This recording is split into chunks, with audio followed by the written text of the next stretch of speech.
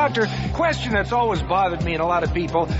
Mayflower combined with Philadelphia. No-brainer, right? Because this is where the Mayflower landed. Not so. It turns out Columbus actually set foot somewhere down in the West Indies. Little-known fact. How does the name Mayflower get up to the Quaker City? Well, it wasn't actually Columbus, the Mayflower, as you probably remember, and he did land in Plymouth Rock. Well, they landed several places because there's the Nina, the Pinta. There are a couple of them. They all landed in different places, but not really. Well, I'm not the historian. Let the people in the production booth deal with that one. Really. You're hypocrites, all of you. You got a problem with what I'm saying, Larry? Untie your tongue and you come out here and talk, huh? Am I upsetting you, princess? Jesus hits on me one more time, I'm fucking out of here. I remembered, you know.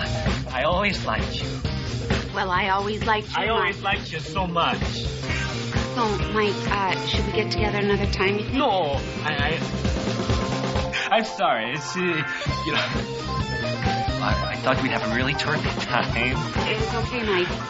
You were such a super lady.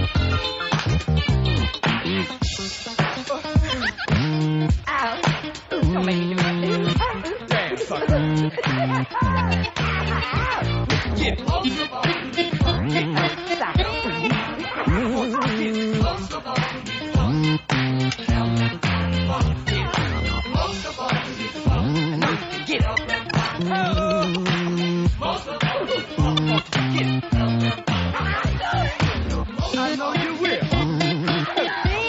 Damn, sucker. Shine the spotlight on.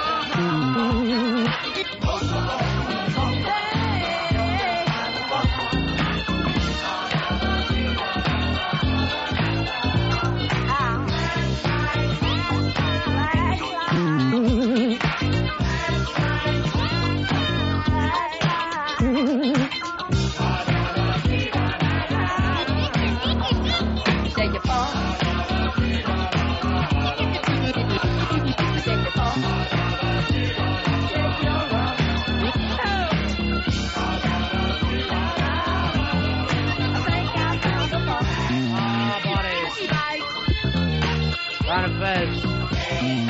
Yeah, I know when the new weed got in, Earl's always playing the funk.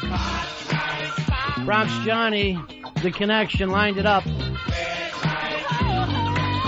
Smells like Cheech's house in here. Earl's just rump shaking in front of Eastside Dave. It's an odd day. Ron and Fez show. I'm Ron, there's Fezzy. Hiya, buddies. Happy with the funk, Fez?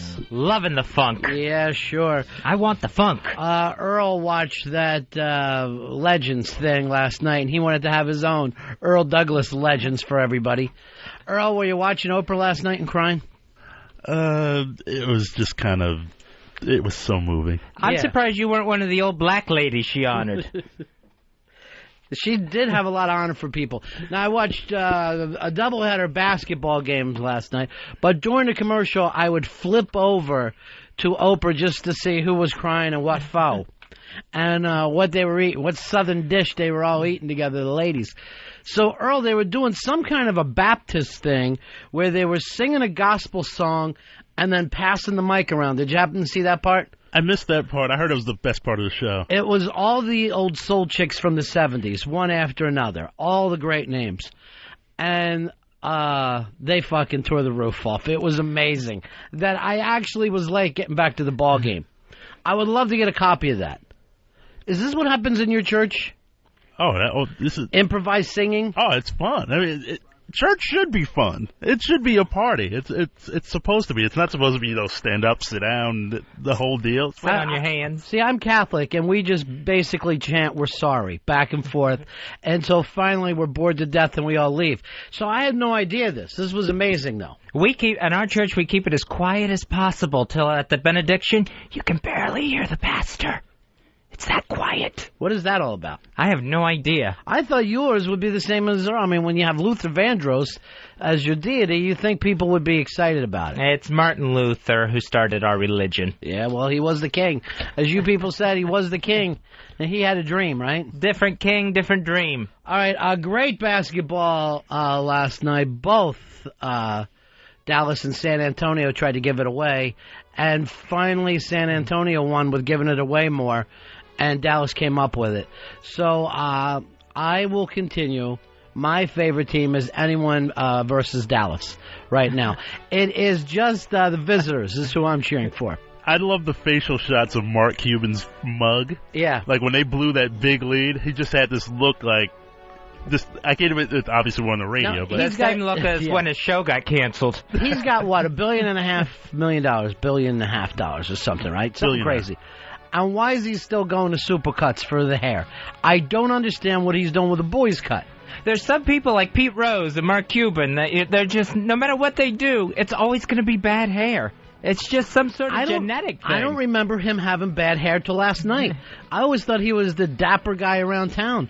But then last night he was beefy with a real bad boy's haircut. It was just not working for him on the scalp last night. And he's still working the refs, too.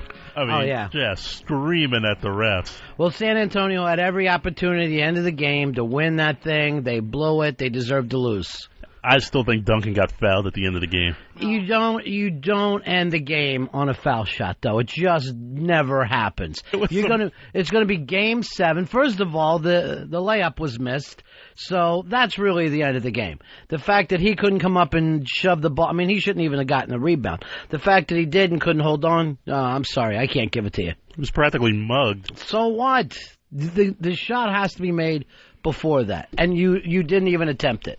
And if you watch when Nowitzki was mugged, he connected the shot. Remember the 3-point play at the end of regulation? Give the mic back to Earl, please. So I'm not going to go over every detail of this. He's drunk again. I had already fucking made the point. You're rooting for Dallas like you forgot about JFK. You're supposed to be Irish Catholic, and you forget what those people did down there. All right, 866-RON-0-FEZ, 866-RON-0-FEZ. In the second game of the doubleheader, Clippers did exactly what they were supposed to do, lay down like the eternal bums that they are. Got beat by 20 points. Now, that was nice because Mark Cuban's exasperated face was handed over to Billy Crystal, who just started doing the sad clown. just sitting there with a frown that he thought would get him on network TV. I'm sure this will spawn some sort of Broadway play or movie or book about an old elderly uncle who used to take him to Clippers games when he was a boy. You don't like Billy, huh? Don't care for Billy. I like the guy. I'm not going to lie to you. I do like the guy. I understand he's a little schmaltzy, but he's made his bones in this business, and he deserves the respect. Hey, Mike, you're on Ron and Fez. Yeah, Earl, you don't end the game on a foul. Especially a Game 7 of a series. It doesn't happen that way. No, that would have been terrible. Yeah, that's no way to end a game, Earl. Even if he's hacked? Even if he's hacked. First of all, you can't. The shot was the one before that. All he was supposed to do was a tip-up. So if he would have gotten his ass up off the ground, tipped it, everything would have been fine. Forget him. Forget San Antonio. They're bums. The last 2 years have just been a joke. Finally, those guys didn't even seem like they had fire in their hearts for being the returning champions. Just kind of walking through the motions. Like they knew this was the year that Dallas finally had their number. I think they were just like, oh, my knees hurt. They all had the look of, this is such a long season and the floor is so hard. My knees just hurt. I've got 24 TiVo'd, and I'm going to find out what's going to happen with Jack this year. Oh, did he save the day? My guess would be, yeah, probably. He saved the day, Fez, but then something horrible happened. The next day, he's grabbed again, so the Chinese have him. So we're in for another bad day. Oh, no, another long day for old Jack Bauer. You know what?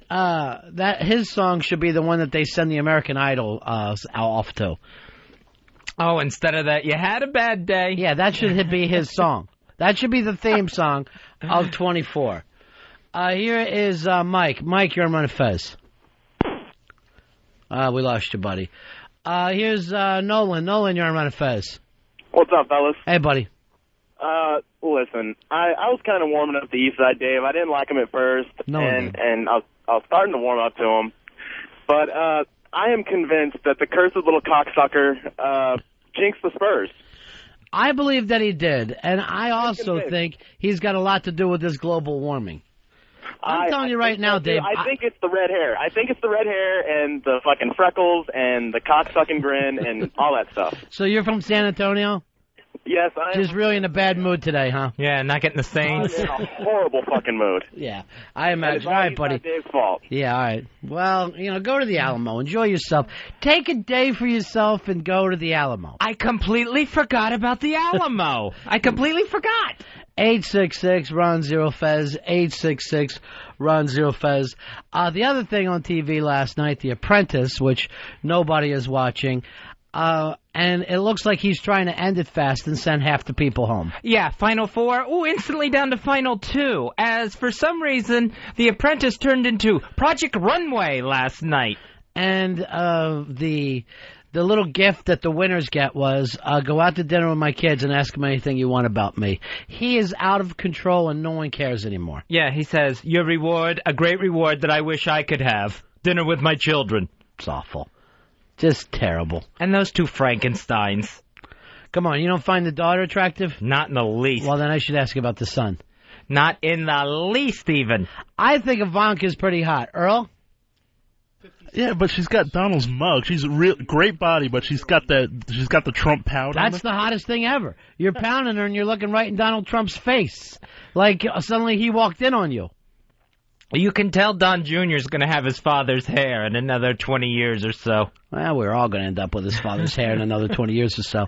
866-RON-0-FEZ, 866-RON-0-FEZ. What's on the big TV tonight, Fez? Tonight is the American Idol, part one of the two-part finale. It's Taylor against Catherine McPhee. Now, I know, their finale is 2.5 hours. How long's tonight? I think tonight is probably an hour. Just the regular hour? I think it's just an hour. And then Wednesday night is the pageant, right? Right, yeah, where they'll crown a winner. They'll bring out the last 10, the previous 8, to all do a big number together to get everyone excited about the summer tour. And then they will actually get back into the point where, now you have your chance to sing with your idols. You know what I mean? Like Skinner will come out again this year. It's just all so embarrassing there at the end. So tonight they also, both Taylor and Catherine will both have to sing the original song that the winner will go on to release as a single, as an Idol single. And it's some kind of up with people song every year, like I Can't Believe I Did It, or I Believed in Myself. Yeah, this one written by Nick Lachey and Tamara Gray.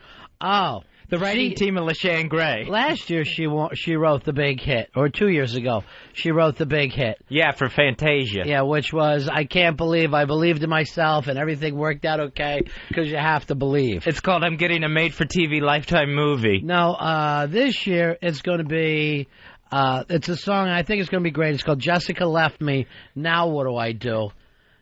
Oh, I know. I'll write songs about it over and over. It'll be interesting to see Catherine's take on that. See how she sings it. Well, Simon has already picked a winner, and let's take a little listen to that, Earl. You've already got that up there. Who's going to win? Well, who's going to win? Let's look at the two film clips from last week. Taylor gets a town, Catherine got half a gymnasium. So, again, being mean that her hometown didn't turn out for her.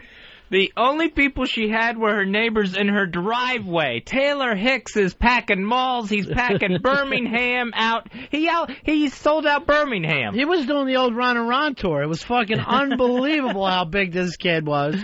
And then she shows up, and it basically looked like a sticker stop that you sent one of the interns on. It was an intern sticker stop, at best. Fortunately, her neighbor had a baby. That put the people into double digits. She had 10 at that point. Yeah, for her it looked like a girl coming home from college. And Italians would call that a Sunday. Basically what she had at her house. Yeah, they really didn't need to do it outdoors. All her fans could have met in her family's living room.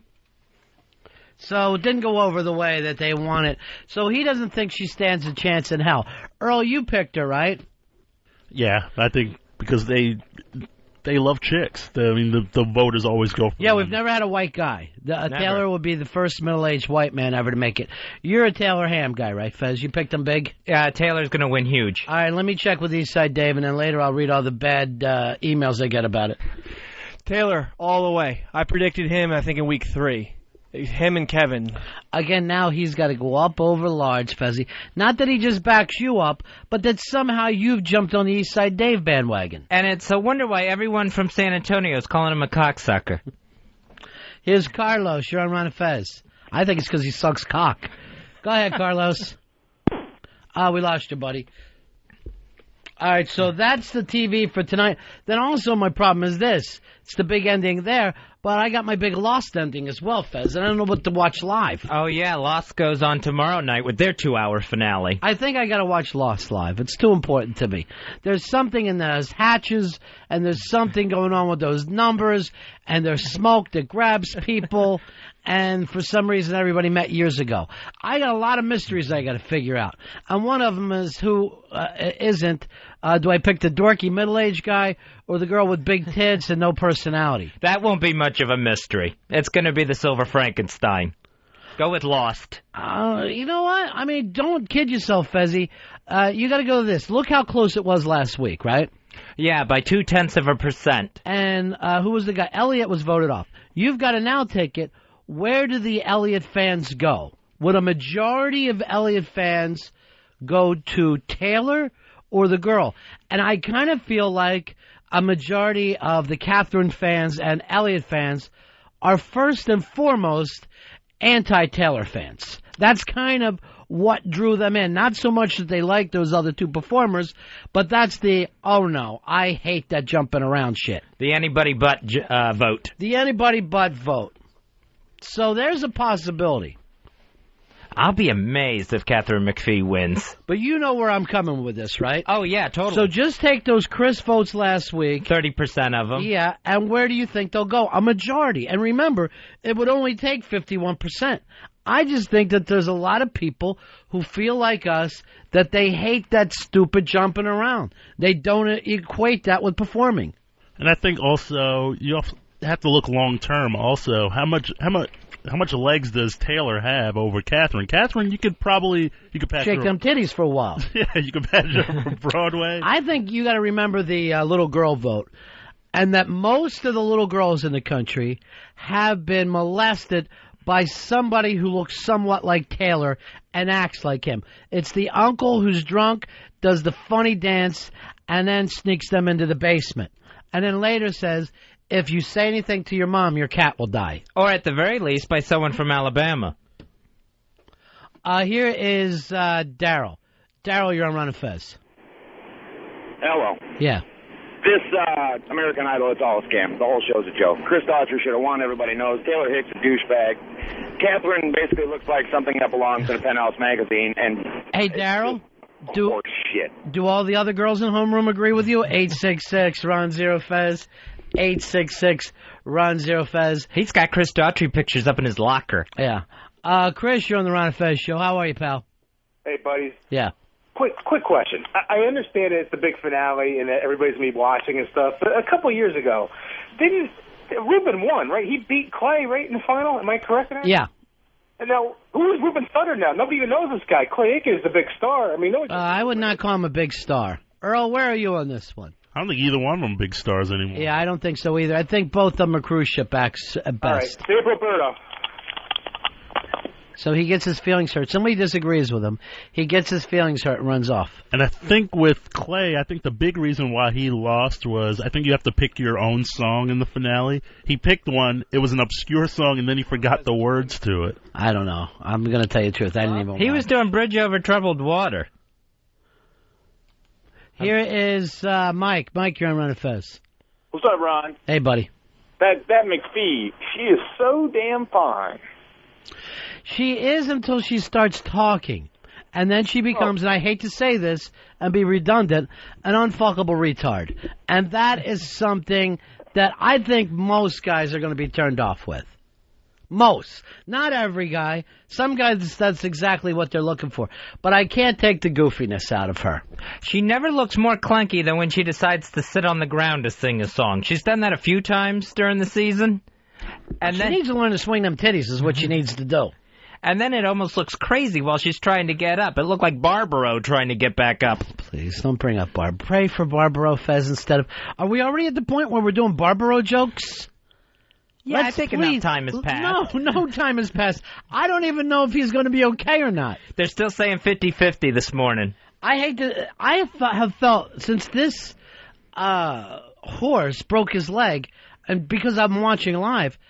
it's brought up the little kid in me. I actually colored a picture of Barbaro and sent it to... Oh, don't send that. Yeah, I already sent it to Kenneth Squared. It's just a big heart, and it just says, I love you, Barbaro. And then I just have ouch written next to his leg. The kids need to put together a song, Racing for Love. Mike, you're on Ron and Fez. Hey, guys. Hey, listen, I just want to know about Catherine. Why is she wearing these pregnancy shirts all the time? What's with that? Maybe she's knocked up. Maybe one of them knocked her up. They asked that during the season. Somebody finally dressed her right last week. She does have some big milk-filled breasts. I would give her that. She does. Maybe she I think she's trying to hide it. Maybe for finale, as she hits that last note, she just starts lactating up in the air, and it's a cross stream. The place would go crazy. I could have my digital recorder ready for that one. You're not a lactation man, are you, Earl? No, not at all. Not at all? Nope. I like to get right in and shower in it. I just like get right in and shower in it. That's for the baby. Yeah, well, sometimes I get that way. I'll do a singing in the milk impersonation. Ba da ba ba ba ba ba ba ba ba ba. I don't get. I don't understand why people suddenly pull back. Here's Kevin. Kevin, you're on Ron and Fez. Yeah, guys. Hey, I'm wondering if Tom Cruise is going to go for McPhee after he's done with Katie Holmes, since they look like they're friggin' twins. Well, the problem is McPhee looks like she's about 2.5 feet taller than Cruise. He's a tiny little hero. He is the tiniest hero ever. He's a jockey, basically, who somehow made it as an action hero. They used that Stuart Little car in Mission Impossible 3 for that bridge scene. That's so adorable. That is so adorable. What they do is they use CGI to get rid of the big wind-up key in the back of it. Now, I haven't seen that summer movie, and then I didn't see last week's big hit summer movie. I haven't seen any of them yet. I haven't seen Mission Impossible 3, Poseidon, or Da Vinci Code. Poseidon has already left, I believe. That was the big disappointment. I think it's going to get people fired. It was so bad. I do want to see this weekend's X-Men 3. I'll be there for that one. With bells on? Nah, I tried that one time. It makes too much noise, and people make you leave. Steve, you're on Ron and Fez. Hey, we need to back Catherine McPhee. Not only is she fucking hot, but Taylor is nothing but a Joe Cocker ripoff. Among every other singer. He's a Michael McDonald ripoff. He's a Ray Charles ripoff. The man just does impressions like any cover band. Nothing original, and he can't dance. I mean, you've got at least Catherine to look at. She can move. She does need to flop her titties a little bit more. I will agree with that. I wish that she would let me mentor her. I really do. And Tommy Mottola? I wish she would make me her Tommy Mottola, and I would turn her into something that she could be proud of. What would be your first piece of advice? Well, first of all, I'm going to cut off any communication between her and her family. But I do that with every chick I'm with. I don't want you speaking to anybody. And then I get her back to looking at her shoes while I'm talking to her. I don't want to be staring at those ugly eyeballs. Her dad'll never quit crying. He's been sobbing all through this season because he knows she's pregnant. He's crying like a stroke victim is what the problem is. When you see a guy sob too much, you honestly believe it's a stroke. Because he just leaks. Yeah. There's no heaving or anything. He's just leaky. Here's Don. Don, you're on Ron and Fez. Yeah, I miss Mandisa. I miss that. She had that chocolate booty. That was pretty nice. Well, I mean, there's such a thing as chocolate booty, and then there's another thing of having Rhode Island in your jeans. And that ass, I mean, even for an ass man, Mandingo's ass was just a little too big.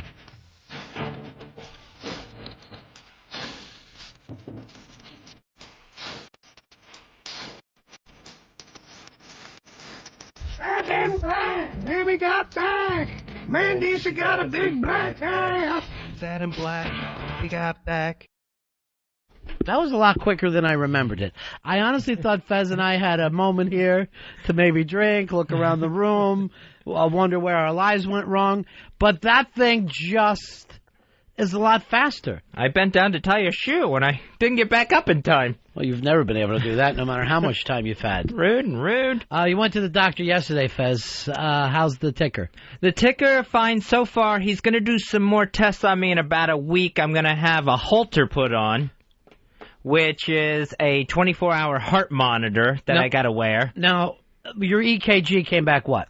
EKG came back fine. Now, do you tell him that you have at least one fake heart attack a day? No, I didn't tell him that I have a fake heart attack a day. Well, did you tell him that every day at one point you believe you're having a heart attack? I told him that, yes, I am in pain every day. My chest hurts every day.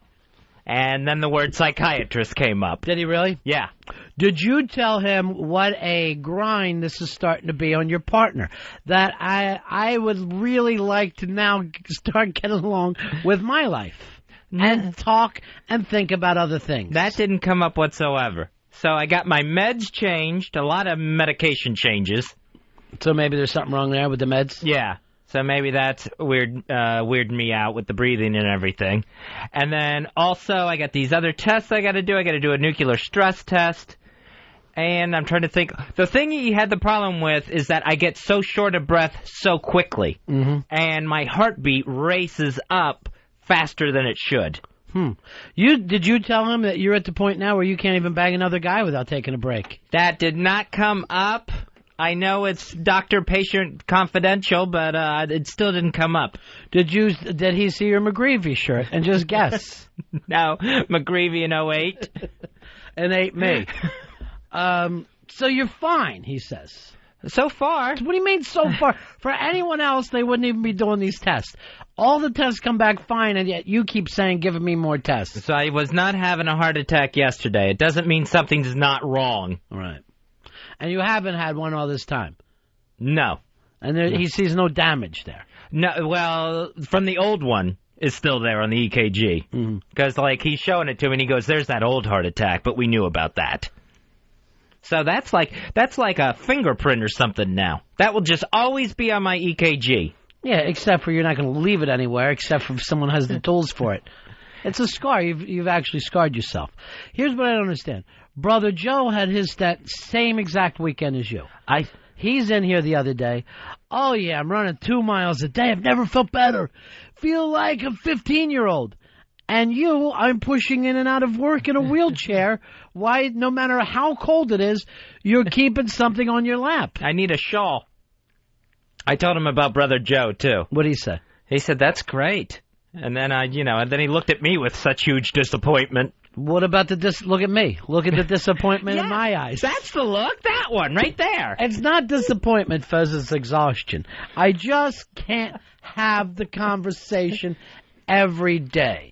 I feel like I've given you a good 6 months with this one. He actually looked at me like I was lying because I'm going, I said a friend of mine, Joe, and I said, First of all, that's a lie right away. It is not a lie. It's a guy who you work with, brother. That does not make him a friend. He's a friend. I said, we actually started having chest pains the exact same night. And then I got into, Opie making us stay late at the Hard Rock.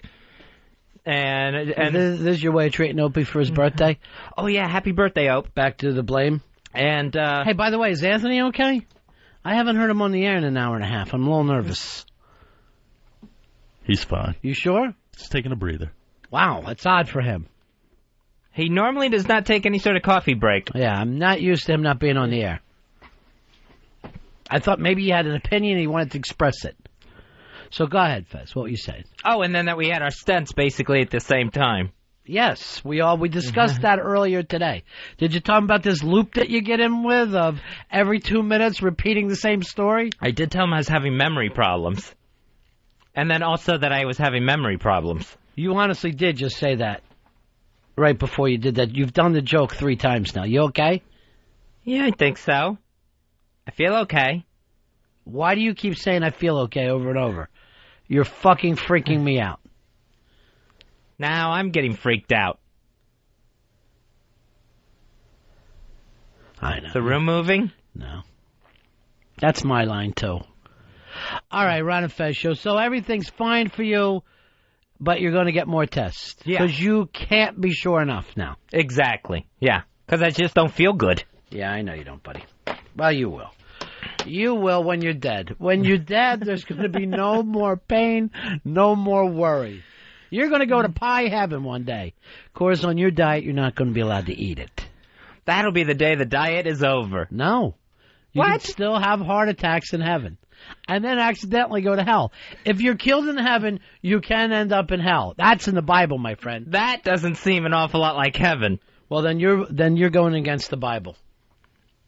I don't remember seeing that in the Bible anywhere. It's in the back. It's right it's one of those things in the back. I think it's right after the begats. Oh, I'll have to check. Yeah. It is somewhere in the back. All right, Ron and Fez show. We brought up McGreevey. That was the governor of New Jersey who turned out to be a man-slut. And now, does he have a book coming out? Is that what this is all about? Yeah, he announced he's going to write his memoirs. His memoirs, he's calling them. Is that what he's really saying? Yeah. Are you lying to me? Because I can never tell. Yes. Okay. Earl, you have a little clip of McGreevey. Let's take a listen. Jim McGreevey sure knows how to shock his old constituents. And so my truth is that I am a gay American. Ever since his resignation almost 2 years ago, the former New Jersey governor has barely spoken about his private life, but that all changes with The Confession, his forthcoming book.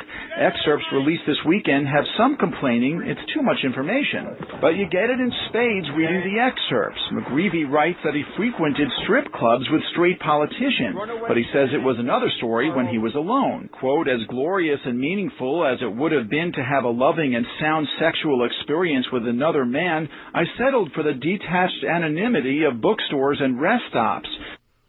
Bookstores and rest stops is the name of his new book. Yeah.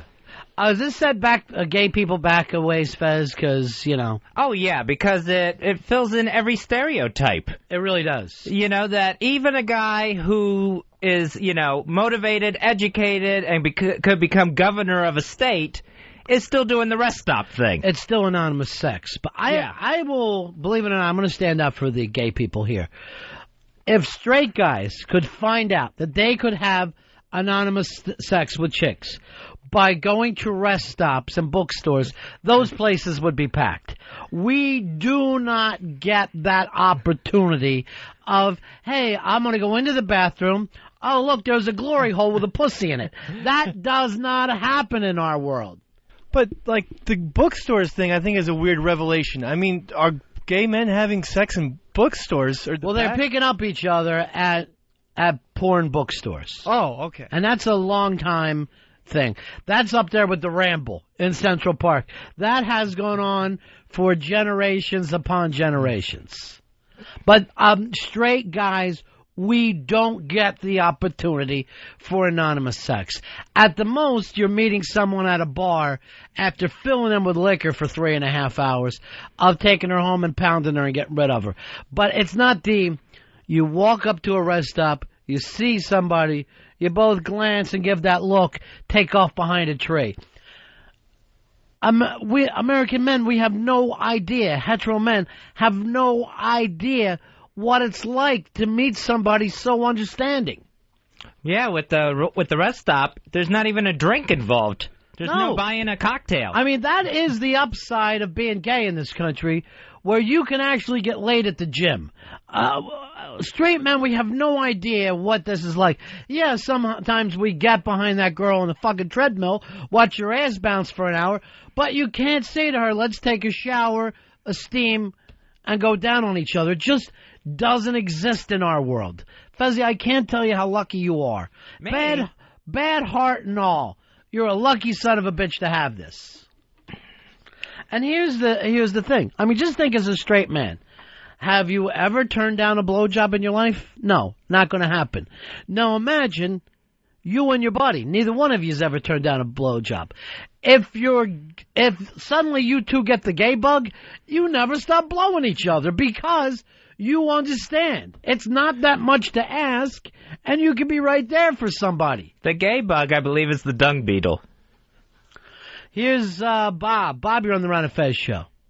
Yeah, I think McGreevy's new book title should be Brokeback at Borders. It's not that kind of bookstore, you itch. You stupid lunatic. Barnes & Noble stock dropped hugely today. It's the adult thing. It's the adult bookstore, video store. They have the little peep movies. Guys can go there, meet each other, and off they go. I met Governor McGreevy. I bet you did. What rest area? Yeah. What were you? This is for real. It was the... yes, we were also talking for... It was the German hot Let dog. me guess. Was it the Vince Lombardi? Did you guys pull into the Vince Lombardi together? It was the German Fest at the PNC Arts Center, and he was always hanging around the sausage and hot dog section. Let me ask, when you met him at the rest stop, did he at least buy you a Cinnabon after? I think if I'm at a rest stop and I get a really smoking BJ, I'm going to take redheaded boy out and give him a Cinnabon. And it's on me.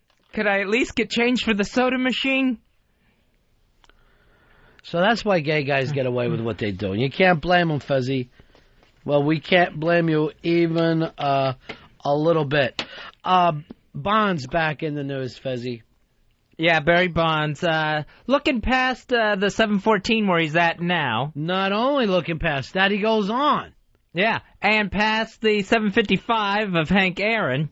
Now he's looking to break the world record of 868 home runs from Sadahara O. Oh, are you? That's what I would have yelled back at him. Oh, are you? Bonds. So he's saying, fuck Hank Aaron. I'm going for... Well, we all say fuck Hank Aaron. Let's face it. I'm going for O's record of 868. I think he could do it, Fez, if he goes to Japan afterwards. He's not going to do it in this country, but if you go over to Japan, you hit that underhand pitching that they have there and those tiny wiffle ball parks, I think he can come up with it. I don't think he's going to hit the 755. You don't think he can hang around another year and do it? No, I don't think he'll get it. Where are you on this one, Earl? I don't think he's going to do it. He's too banged up. Yeah. And he might need surgery at the end of the year, which could effectively end his career. And let's face it, everybody's into his shit. No matter where he goes, he's just not getting a good day. They're not pitching to him. Yeah, I mean, I think between the scrutiny and, again, guys just don't want to pitch to him anymore. No. There's a lot of hate there. I remember Buck Showalter intentionally walked him with the bases loaded. Well, you got to do what you got to do. But I like the idea that he's saying, fuck Hank Aaron. That had to be said sooner or later. There's a man who's done nothing but good his entire life. Why not get so amped up on steroids you take a shot at him? It's almost like Oprah's the only one that reminds us that we need role models. Have you noticed that, Earl? Yes. There was something about this generation, maybe even the last couple generations, where they just refuse to respect the past whatsoever. We're standing on the backs of giants is what we are, but no one ever wants to believe it. I think Jordan was the last guy that people really wanted to aspire to be as far as just a good role model. That's for his money. People, most of all, loved him for his money. He had the first really big shoe deal. I know there were shoe deals before him, but not like he was getting. Yeah, I mean, it was unprecedented, the deal. He was making more money in shoe deals than he was on the court. And then it just went to everything. Sports drinks, underwear. Oh, whatever, yeah. Whatever you wanted to hang his name on. He's like Trump. Mist. It's Trump ice. Trump mist. Trump blah, blah, blah, blah, blah. Ridiculous. I saw Jordan the other day. I was at the Nike store. He helped me put on a pair. He actually went in the back. This is what he's doing now. I don't know how he lost his money. He's one of those big gamblers, right? Oh, yeah. Yeah, loses a lot of money in the poker and everything else. I don't know if it was poker that cost him big money, but because normally you don't drop huge amounts like you do in the other sports. Now, Daly, John Daly, who the kids should really look up to, he claims he's dropped $60 million. And playing, of all things, slot machines. Yeah, I can't imagine that he is. Now, he's saying he's playing $1,000 turn slot machine. $5,000. $5,000? $5,000 for the coins where you can drop in, I guess, 4 or 5. So it's like $25,000. God, I mean, I can't imagine that he had $60 million to even lose over the years. That seems hard to imagine. Well, I don't know. You know, again, he's been tied up in those sponsorship deals. A lot of them go $10 million a year, and you get a 5-year deal on it. So there's a possibility of that. He's a wild son of a bitch, though. If he gambled that much, how much did he drink away? You know what? I mean, drinking, you can only do a finite amount. I mean, obviously, all these things come in together. Like you're drunk when you're playing, you're drunk when you're getting married. You know, all your little vices get tied up together. But $60 million is a hell of a lot of money for something as dull as a slot machine. The only way I'll play a slot machine is the airport. That's the only time I'm going to play. It's just so damn stupid. You feel like an old lady, no matter how much you're playing for. I always like the slots. I always like Keno. I like to have a nice Keno breakfast in the morning when I'm in Vegas. And then do you tell people about when your husband passed away 30 years ago? No. Keno and slots. Do you hear what you're saying? Well, they're my two favorites. Do you understand why there's no hip factor now attached to the Ron and Fez show? Not even the slightest one. Some of that Keno, it could be worth a lot of money. Everything can be worth money, but you have to have some amount of style, right? Yeah. Do you? I like to think so. Some. All right. 866-RON-0-FEZ, 866-RON-0-FEZ. What else were we talking? Barkley lost a ton of money playing, too. He's saying he's dropped millions gambling over the years. Yeah, he's very open about it, too. But he says, I don't have a gambling problem. Because he's got Mo. As long as you haven't gone to zero, you're fine with your gambling. It's only when you gamble more than you got that it's a news story. And that does make sense. He's also one that has always said, I'm no role model. That's his famous slogan. But at the same time, I mean, you know, it's not like he walked away from the game after he got done playing. You know, he went on TV.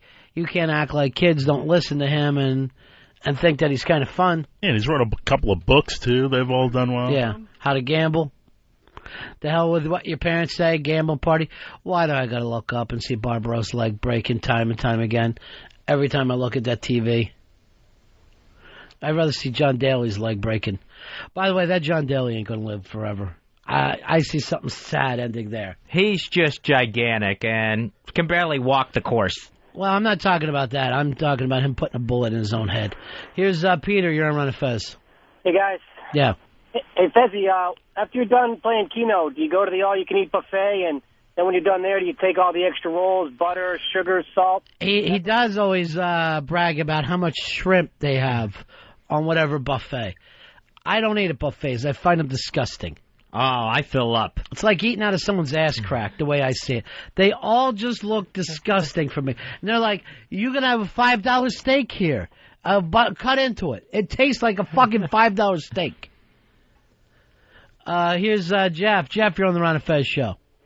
Hey, Ronnie, you might have to lose Fezzy at some point. Your coolness factor is about a 2 now. I'm picturing Fezzy playing Keno with his flip-flops and fucking white socks on there in Vegas. I can't defend. I would love to defend. And then normally he finds a friend and they talk about health issues together. They'll talk about where their sugar is. And let's take a break here, Fezzy.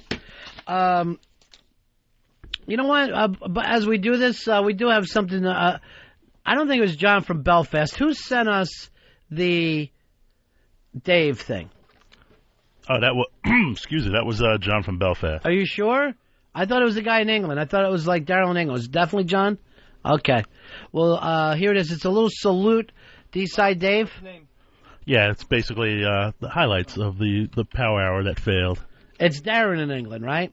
Darren in England. Is that his name that sends us stuff?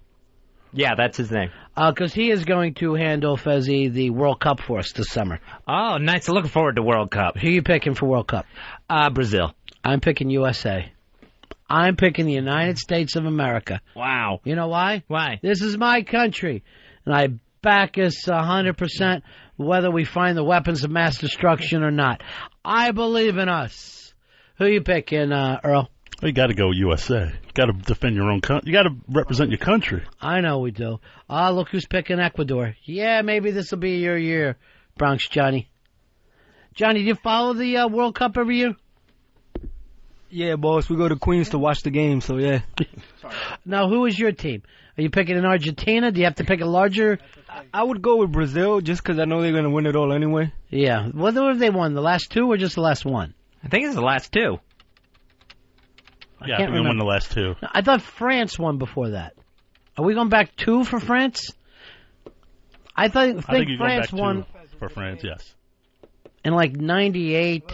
Oh, we must have had 2 since then. What's your name, man? They won 2 of the last 3, boss. 2 of the last 3. Yeah.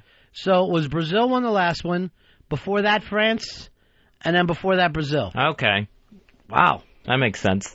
By the way, I'm going to tell you right now, I got a little heat on Bronx Johnny, something I couldn't even believe. Mikey D says Bronx Johnny came up to him at Caravas and said, would you go on ronfez.net and start a thread about me, about how cool I am? Really? Yeah. So you have been outed, Johnny. Are you saying this isn't true? Hell nah. Yeah, he said you did the old Harry bit of asking for yourself. Sending in for your own bits. To Mikey D? Yeah, to Mikey D. I don't remember doing that shit. I don't remember doing that. He also sent in a song about him. Should we play that song first, Earl? It's 6 minutes long. 6 minutes? Yes. And what is it, just all the hate that he has for Bronx Johnny? No, he did it. He did it back in '98, and he said, but the lyrics kind of fit Johnny well. All right, let's take a listen to it, see if it makes any sense whatsoever. Wake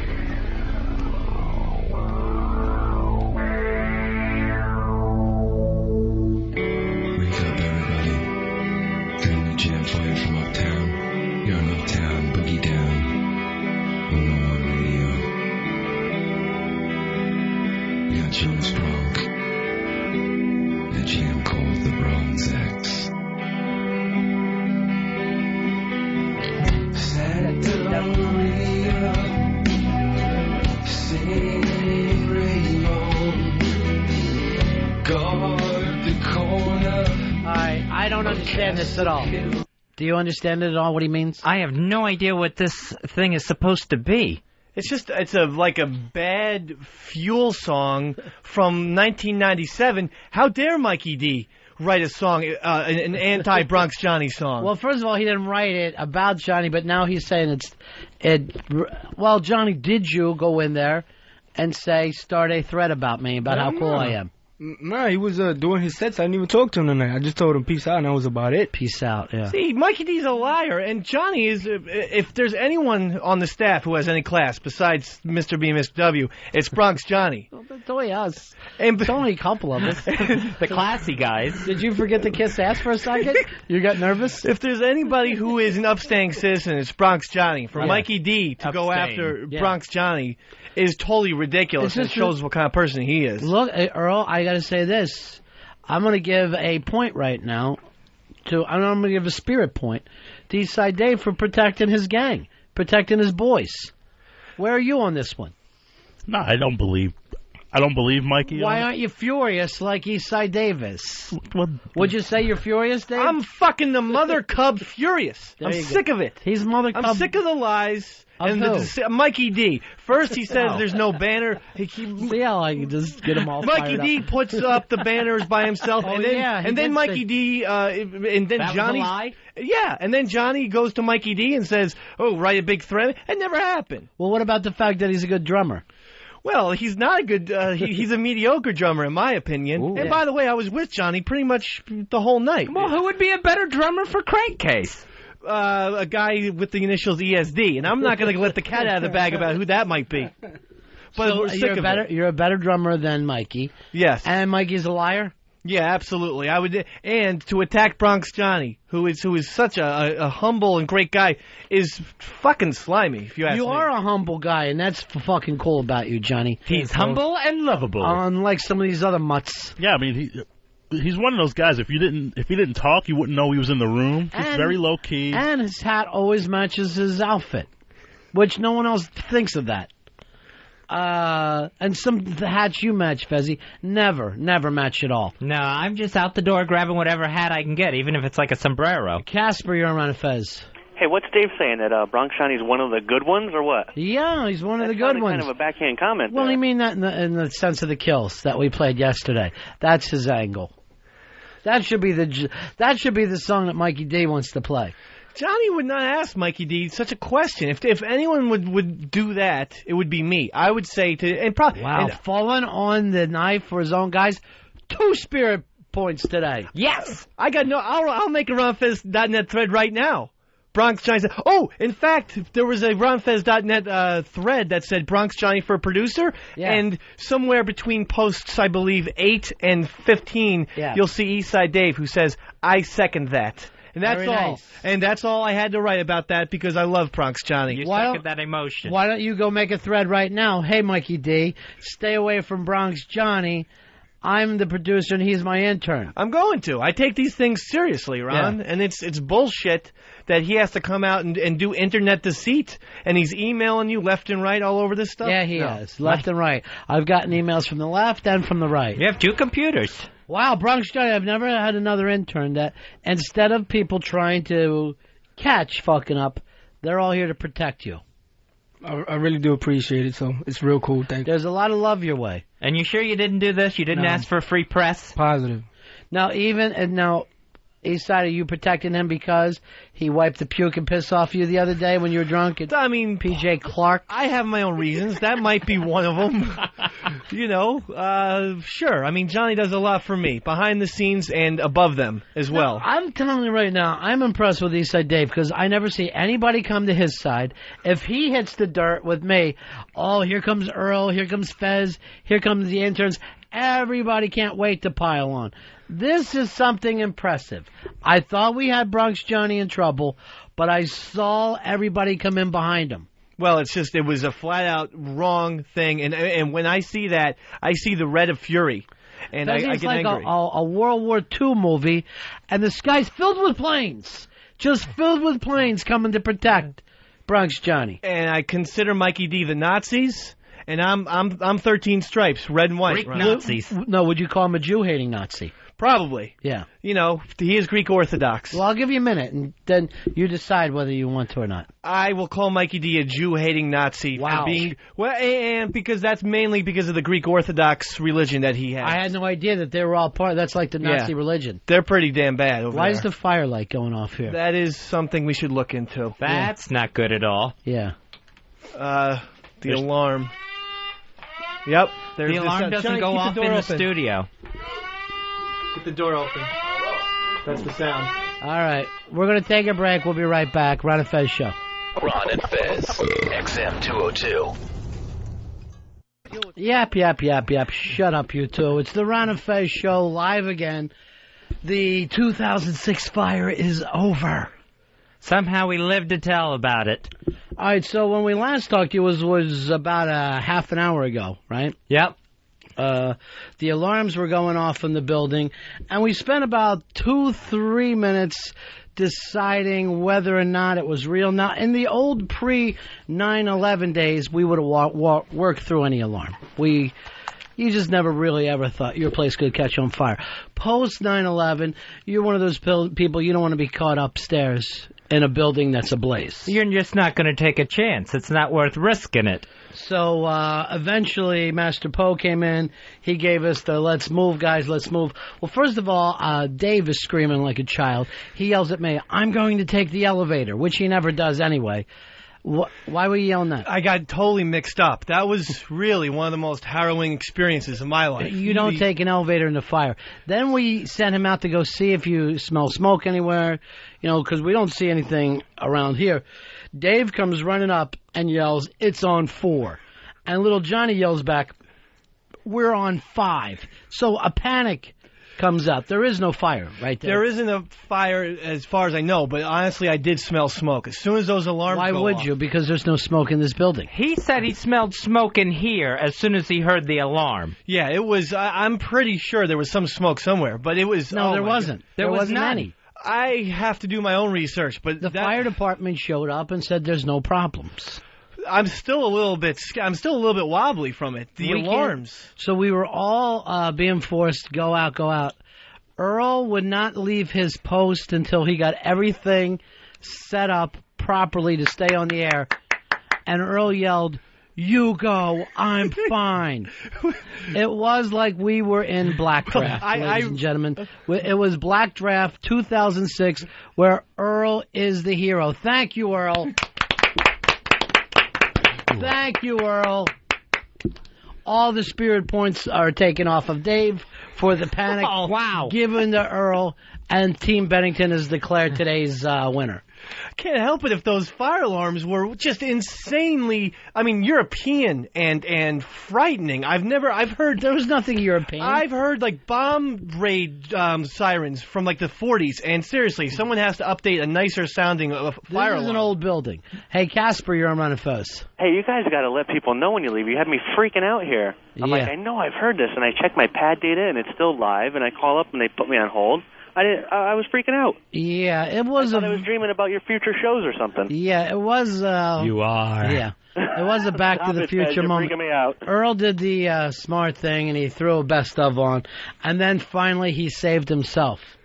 And let's face it, we should have been back up here even sooner, but one of us was smoking a cigar.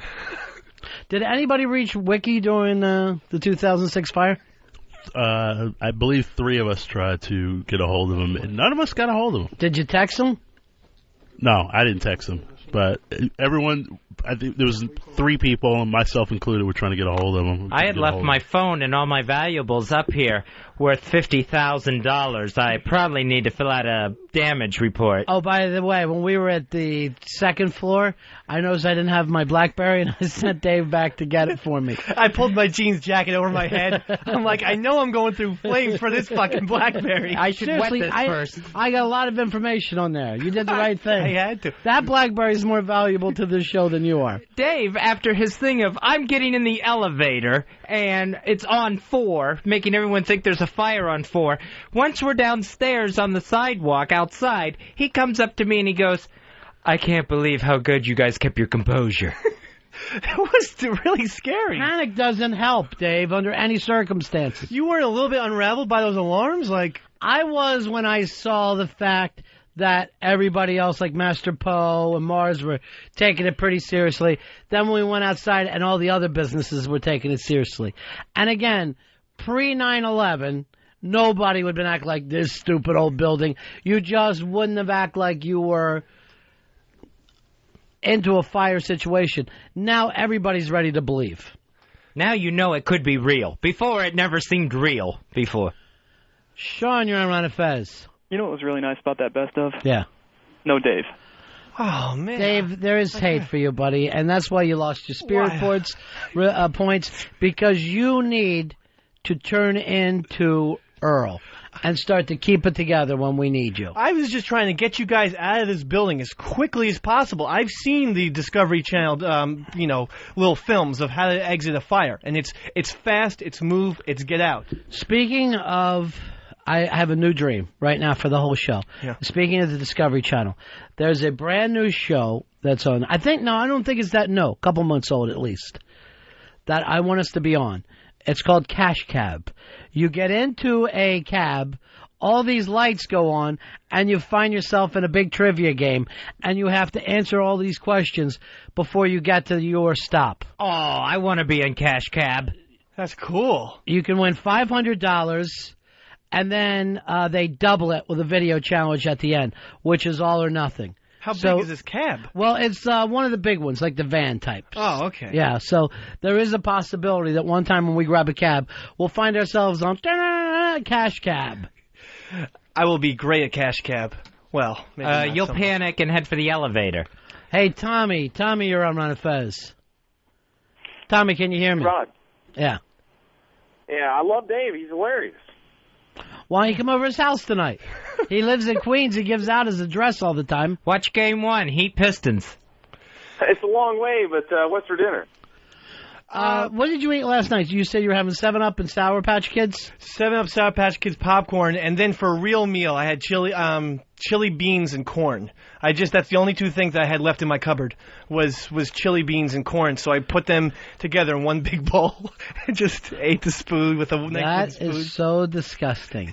It tasted good. You went to the doctor's yesterday, and we all went out for lunch, Fez, and me and Earl never left him alone over the drunk stuff. He did not have you there to protect him. Good. So whatever story he would bring up was, were you drunk? Was that before you knew you were an alcoholic? 2 weeks in a row. Everything that he had to say. 2 weeks in a row. That's a lot to live down. Yeah. Marcus, you're on the Ron and Fez show. Hey, Ron and Fez. Nice to speak to you guys. Mm. I wanted to say that I really like Dave. I really cracked up when he said he took the elevator because of the fire. And he takes the steps all the time. Yeah. Right, that's why it was so funny. He has a fear of elevators, but he thought in a fire, the smartest thing to do was to take an elevator. It's just such a terrifying moment that my wires got crisscrossed, and I usually go stairs, don't go elevator, but the fire threw me off balance, and all of a sudden I was thinking elevator. Well, I know now, any emergency situation, you can't be listened to. The BlackBerry. But when you came running in here and yelled, "It's on 4," you fucking freaked out the whole thing. We think the fire is on 4, cutting us off from the ground, where we need to live and breathe as surface people. I meant to say, yeah, the fire alarm was also on 4. It was on every floor. Well, because I was so scared the words weren't, I left out key words. It's on 4, he yells. Little John's like, well, we're on 5. That was scary. I can't believe Earl stayed and you in. made it scarier. You nut. Russell, you're on Ron and Fez. What's going on, boys? Hey, buddy. I was on Cash Cab. Really? What happened? Well, let me tell you one thing first. I know Dave said he'd be good at it, but they don't have a JV Cash Cab. Shit, Larry. Here's one of the exciting things about Cash Cab, and it's really a ripoff of Millionaire. At one point, you can pull over and ask people in the street going by, "Excuse me, hello, excuse me, could you help me? We're doing a TV show." That's something I'm good at, talking to the people on the street, asking them what year JFK or something like that. Are you going back to your drunk stuff? No, I'm just trying to brag about that. Turning into the Dave show again? No. You've lost the Spirit Awards today because of your panic and Earl's ability to keep it all together. Hey, and now I'm starting to agree with Mikey D. You were attacking Mikey D before the fire started. But now I feel like Mikey D might be onto something. I mean, isn't the BlackBerry more important than just getting to commercials? I thought that would be. Earl, coolness points. The new thing on this show is going to be cool. Well, I have human emotions. I mean, I've never said... We all do. I'm a very regular Joe. And so, things like smoke and fire and bells and whistles... Even a regular Joe, you don't panic and scream it's on 4. That's the big problem. Mark, you're on Ron and Fez. Hey, guys, it sounds like in a situation where Darwin said survival of the fittest, Dave there would be the first one to die. Miss Roberto. The fireman would probably wrap him in a blanket and chuck him back into the fire. You're useless. I did hear from my sources from the New York Fire Department that it was just a false alarm. We all did. That was the official word. Well, when the truck pulled up and said, "No, it's nothing, guys. We already looked." Oh, that's sources. He told that to you too. Rod, you're on Ron and Fez. Buddies. Hey, buddy. Hey, Ronnie, you're going to be able to tell if you're going to be on cash cab if you notice that your driver is not some stinky fucking Indian. Well, I did see that. They do have a regular kind of game show guy driving the cab. And in all my years of catching New York cabs, I can only think of one time that I had a regular American guy. I've never had a regular guy. Yeah. Is the cash cab yellow, just out of curiosity? I mean, what exactly? It looks exactly like a cab. So it's just a regular cab? A regular cab, a van one. People get inside. Suddenly these lights go off, and they find out they're on cash cab. Their opportunity. You start at $25 questions, $50. I think there's some hundreds. And then he tries to give you the $500 or $550 and goes, or... you could double down right now. And he's hosting this and driving And driving. That's amazing. Here's the beauty. If you get 3 wrong, you're out of the fucking cab. No matter where you are in your trip, could be raining, he just pulls over, hit the bricks, you're out. Now, the younger people, they'll pick up some people in like the 20s, they're like, fuck it, give me the 500. But older people are like, no, let's go for it. What if you're like on the bridge or something? They'll just leave you stranded out on the bridge? Get the fuck out. You cannot sit on a cash cab and miss questions and think he's going to drop you off. Now, don't cost you nothing, so already you're a lucky winner right from the get-go. Now, Earl's the only one with previous game show experience. He was on remote control, but he would have a lot of trouble getting a cab, even cash cab. That's why I'm hoping we're all in there together. Now, if you're all in together, you can work as a team. If it's just one person, you got to work yourself. Oh, so I didn't know multiple people could be on cash cab. Just like any cab. Just like you can split a cab, right? Yeah. What neighborhoods, did you see? Manhattan. Just Manhattan. Okay. Money-making Manhattan. They call it that for a reason. I bet you there's a lot of cash cabs on Fifth Avenue. There's only one cash cab. Let's get that straight. Oh. So it doesn't matter that a bunch of cabs out there are cash cabs. There's a game show on the Discovery Network. But Fifth Avenue is, known for being very ritzy and having a lot of money. So you would think something with a cash cab would be on Fifth Avenue for that reason. I have no idea what you're talking about. It's a game show. They pick up people. They're not looking for wealthy people. They're not looking to make money. They're giving money out. Oh. You think they want to own a game show, give money to people who go, this is nothing to me? 500? What do I care for 500? You know how there's only one Price is Right studio? Yes. See, same thing. Okay. All right. Cash cab. Idiot. Gary, you're on Ron and Fez. Yes, I'd just like to say that Dave's a puss. All right, see, here's the problem I'm afraid of with fire. Team Watley. We're discussing some different things, and it comes back into Dave bashing show. And it's happening every day, Fez. And you're supposed to mentor him and Crazy Jen. I'm doing my best to mentor, and then a wild card gets thrown in like a fire drill emergency. You felt like he was doing well today before that. Yeah, I felt totally good about him, and then... You felt like you were going to get a W today. Yeah, and then here comes this curveball, and he completely falls apart in the literal baptism of fire. Right. Well, I apologize for being afraid of fire, which could kill people. Fire and smoke. I mean, that's one of Right, but we're all in it together. We can't panic each other. Yeah. And yell everybody in the elevator. Earl, last one to leave so that he's keeping the channel on the air for XM. Where were you, Dave? You were ahead of the hosts. You were ahead of Master Poe. You were out the door. Mr. Poe left with all of his shit and kept right on going home, too. He was the smart one. Well, that's a day for me.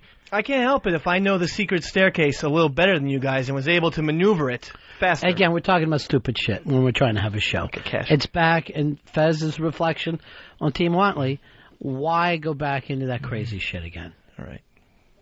Cash cab. You know what I want to I want to play at the plate. I was watching that the other night on SportsCenter, and I go, I want Dave at the plate.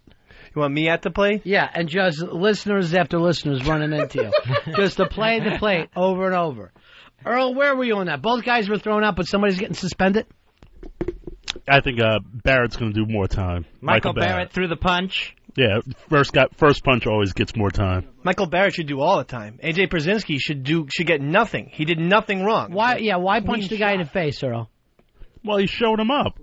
Showing him up how? Well, after he obliterated him at the plate, he's doing, and that's a fair play in baseball, which is a clean play. Yeah, he slams on the plate, and then it looked like he was trying to give him.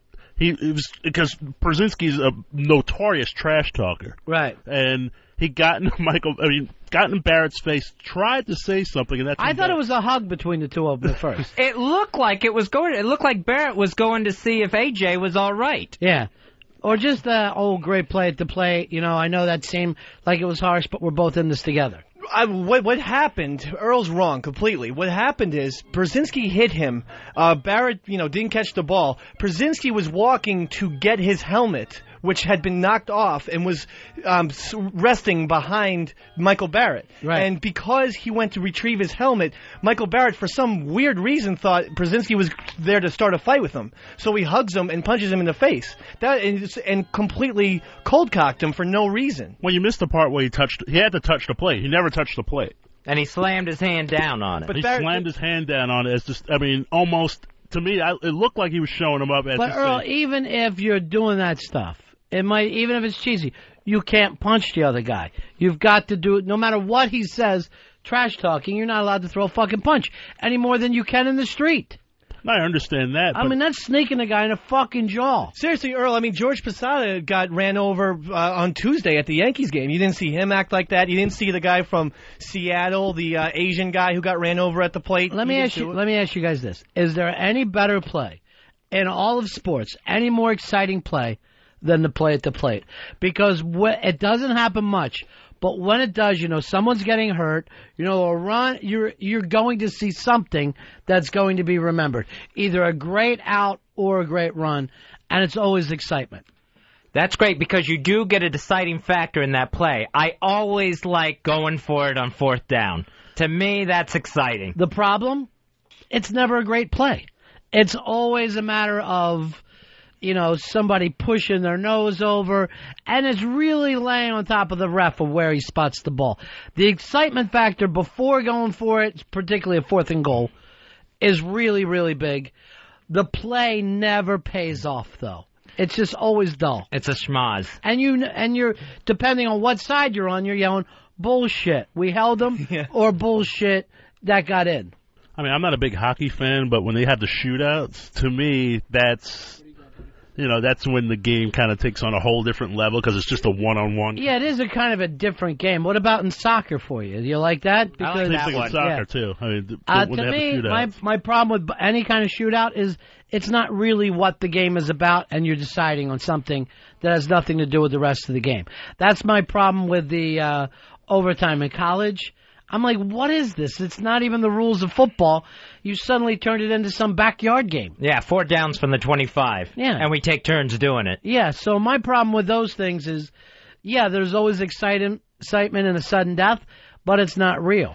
I think a great play is the last possession that a basketball team has for the March Madness. Because everyone now in America watches March Madness, and that last possession is just so, with every bounce of the dribble, there's so much tension and pressure and everything like that. And the whole world's watching that it almost rivals a play at the plate.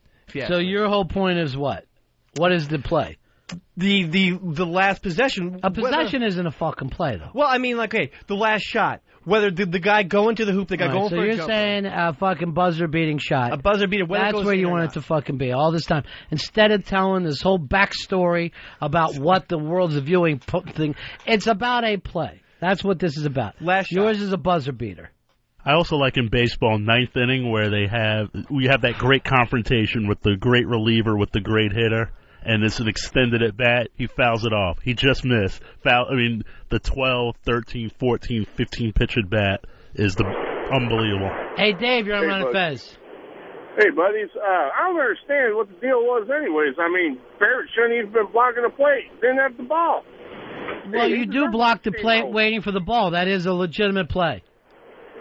You don't have to wait for the ball before you block that play. I mean, I love it, though. They showed Pazinski on PTI last night. He's sitting here calling out Barrett, saying we'll take it in the back, walkway or whatnot. Dave, here's the thing, though. It was a legitimate play until you got to the punch. Everything else was done textbook by both the players. And I'm going to tell you something. When the guy's blocking the plate, you got to take him out. There are certain plays out there. You don't give a cheap shot. You don't come in high and try to take his jaw out or whatever, but you merely put your shoulder down and you try to drive him through the backstop. You don't go low either to try to take his legs out either. Right. The play is you lower your shoulder and suddenly it's kind of a football play. Suddenly you're a fullback. Yeah, the play at the Yankee game last week with Mark Teixeira, who's he's like 6'5", 245 pounds. He obliterated Posada, but he didn't show him up after the play. Dave, you're on Ron and Fez. Hey, this is No Payoff Dave. Free Roberto. Free him? I know what that means. He's trying to take things back to you because you're in here and becomes a no payoff. None of your shit has a payoff. The fact that Roberto's still floating around out there and you've got nothing. You tried to get on an elevator today during the fucking fire. Sorry, it was really but didn't. It was smoky, and there was a lot. Would you consider the last minute of a boxing match? Would that be considered a play, like a flurry? You know what? The knockout, to me, I think would be thrown in there, and that is an exciting thing. Anytime that there's a knockout, you don't know whether the guy's staying in or not. Right. Gorilla Bob, how are you, pal? Hey, I'm good, Ronnie. What's going on? Good. Hello, Dave. Are you afraid of this call, Dave? No. Oh, good. Dave, back when you were in high school, did you ever panic during fire drills, or did you panic when they were doing the duck and cover drills? Sometimes. Well, duck and cover, I wasn't around for the Cold War, in 1960, but, during fire drills, I would get very nervous. So the bell would go off and you'd start I don't like loud like noises. Overturning desks, that sort of thing? Loud noises, whether they're ambulance, fire bells, or whatnot, are very frightening to me. That's retards. Retards are afraid of loud noises. That's the truth. And they panic. Gorilla Bob, I got something to you, buddy. I was just going to ask you. You know what my big ass number is, don't you? Yeah. What is it, Ron? Hold on. Fez?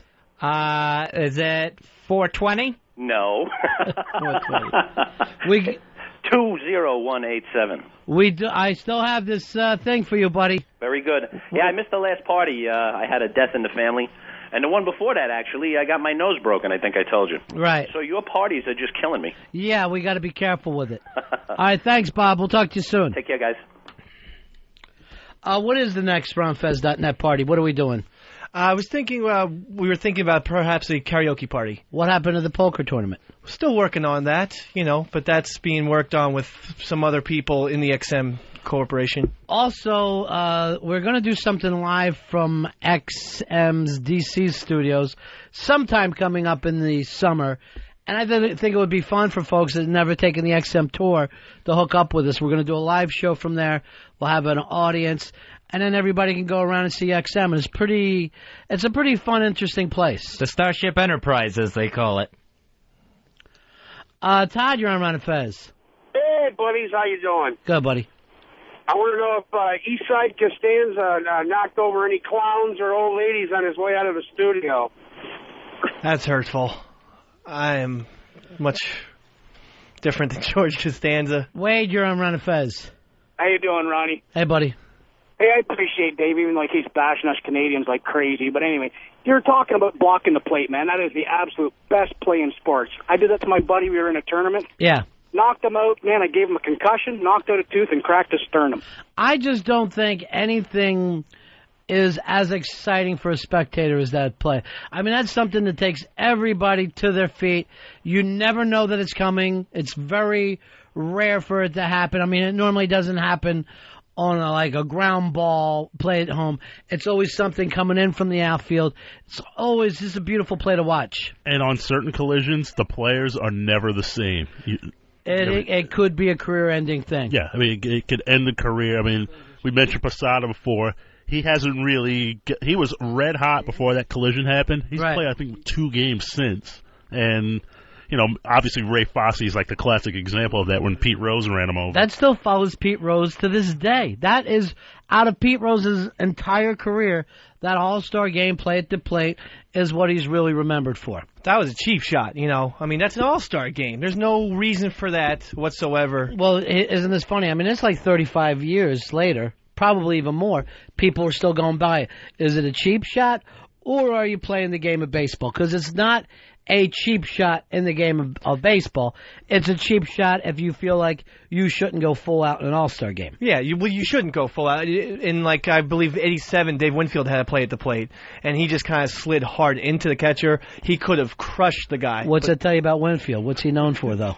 Well, and Rose's defense was always the same. He goes, whether it's an exhibition game, whether it's a spring training game, you play the game hard. He was like, for him, there was only one way to play, and that was hard. And see people like Winfield and Dave who don't give 100%, they have no way of understanding that philosophy. Your thing is come in here, do a half-assed job, never have a payoff, and run out like a maniac during a fire alarm. When you got a guy like Earl, who gives you everything he can. And Earl, a Mikey D, guys that you can depend on to give it everything you have all the time. Disagree with the latter, the Mikey D part. I'm not going to get involved in this thing over and over. Derek, you're on Ron and Fez. Hey, is Dave for real? I mean, does he have any education? I mean, for one, you bounce a dribble. How the hell do you do that? Can somebody just, start a fire in your garbage can? Maybe Dave can jump out like this? Dave, when he gets tied up in a story and starts to over-explain himself, is the reason I don't carry a handgun. Because I would shoot him and then myself out of boredom.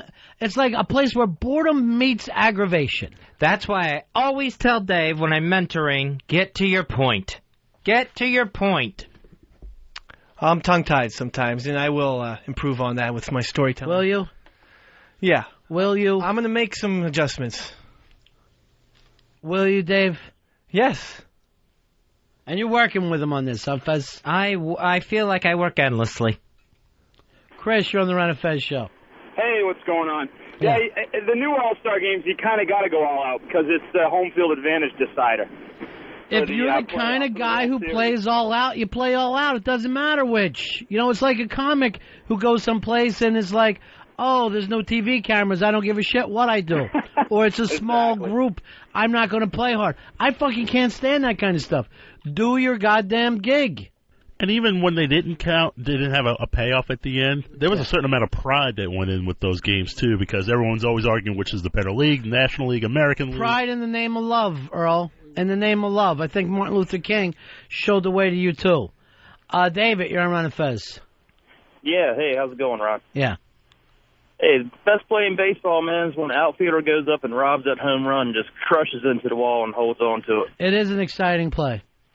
Oh, There's a lot of quiet in baseball then is just broken up by these amazing quick plays. It's a very odd game when you think about it. That's why it's the best, though. You stand, and then you have to do something superhuman, and then you stand again for a while. I think that is what makes baseball so special. Like, football is sort of like an action movie, like a Die Hard, and baseball is like The Godfather. There's slow parts, but then when you get that whacking, it's like a home run. It's. Would you say that baseball's a thinking man's game? Yes, I would. I'd say baseball and golf and chess are 3 thinking men's games. Well, chess, I'll give you that one.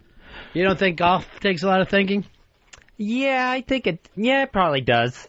I mean, I think with chess it's a given, though, that it's a thinking man's game. Like 7-iron or 6-iron, you could lay up, you could go for the shot. This is you not over-explaining things? What? We get it. You don't have to explain to us. Maybe my mentoring should be get to your point and stop. What's happening with your mentoring with Crazy Jen? Oh, that's hit a dead halt. Now, when I mentored her, we got a very funny racist thing thrown out. Although she got her feelings hurt, and I was fired as her mentor. That's what I need to do. Just play some of her shit. Just take a turd of hers, throw it in a CD player, hope it'll play. Anything any good that she's done so far? No, nothing I've heard that I would even dare bring to this channel. Dave, Earl, this is one of the things she said. Has Fez listened to my latest interview? And I go, I don't know. Who's it with? Sid Rosenberg. Oh. The Sid Rosenberg? Yes. Yeah. So how uncomfortable is that? She's fucking interviewing a guy who's in radio to play on another radio show. It's all worthless. Did she throw any anti-Semitic stuff? Sticking with that whole... Why would you even bring it up? Why would you suddenly... Were you hoping? No, I was just... That's usually her that's your thing. Routine. You got your and her confused. Oh. Who would you actually say is more valuable on the air right now? And I want you to be honest. Eastside Dave or Crazy Jen? Crazy Jen, we got such a good break out of with her racist interview. Who is more valuable on the air, Fez? Eastside Dave. Okay. Yes. Earl, who would you say? I would probably say Dave, because Jen's she's crazy. For me, it's not even close. Crazy Jen. Really? And I would rather listen to Crazy Jen talk about anything than to hear Eastside Dave tell me that the food is here. That's how uncomfortable he makes me. Robert, you're on Ron and Fez. I agree with you 100% there. How you doing, buddies? Hey. You know, a cheap shot would be, hey, I just made peanut butter and jelly. Can I hit Dave's girlfriend? In baseball, it's good, clean baseball, man. You know, you see the guy at second base covering the bag on a double play. He jumps, gets the hell out of the way, because that runner's going to take his ass out. That's what it's about. Good, hard ball. It's true. The catcher, that fucking ego of a catcher, never feels like he has to leave his feet and get out of the way. He crouches down and acts like he's a tank. Because of that, you got to take him out. It's a clean play at the plate. Well, I agree with that. There's no if the catcher's blocking the plate, you can't slide around him, so you have to go through him. Right. But in high school and in the Babe Ruth leagues, you're not allowed to take the catcher out. It's a forbidden thing, and some people think that that may trickle on upwards through college and into How the does pros. something trickle up? Things don't trickle up. Elevate They up. trickle down. Somehow. Go up. I don't think they're going to get rid of the play at the plate in the pros. There was a baby expert, I'm going to get his name here. He's now taking back what he wrote in a book. Richard Ferber is his name, 20 years ago. He wrote in a book, and all these women bought this book and everything, that children shouldn't be allowed to climb in bed with their parents at night. Shouldn't be allowed to sleep with their parents. Now, 20 years later, he's apologizing. He wished he had never said it. He regrets writing it in his book and is taking it all back.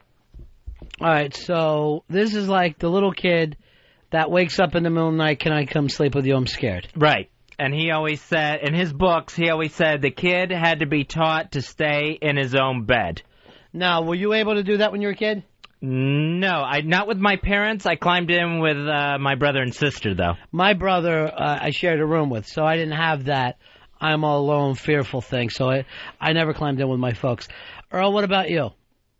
No, I love being in bed alone. I never really wanted You never had the feeling? No, never. Oh, man, I always had it. I would go bed to bed every night looking for a place. Sucking, licking, whatever it took, reaching. No, just looking for a place to climb in.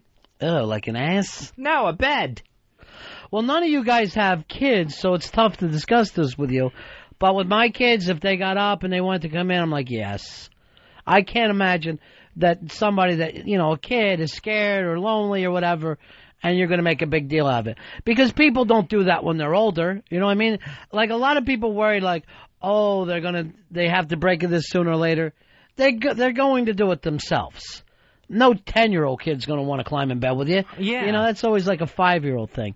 So I never thought it was all that big a deal. And this Ferber was like, oh, you're going to take away a child's sense of independence if you let him climb in bed with you. This is 20 years ago. Yeah. Well, again, it doesn't mean that he's an expert then or now. It's still tossed up in the air. I understand those initial points. What made him change his mind? You know what made him change his mind? That's what I'm asking. He always thought it was okay to sleep with to let the kids climb in bed, but he wrote it because that was the school of the thought in that day, 25 years ago. So he never had his own opinion. He never believed in that what he was writing anyway. So to me, Fez, there was no reason to listen to him then or now.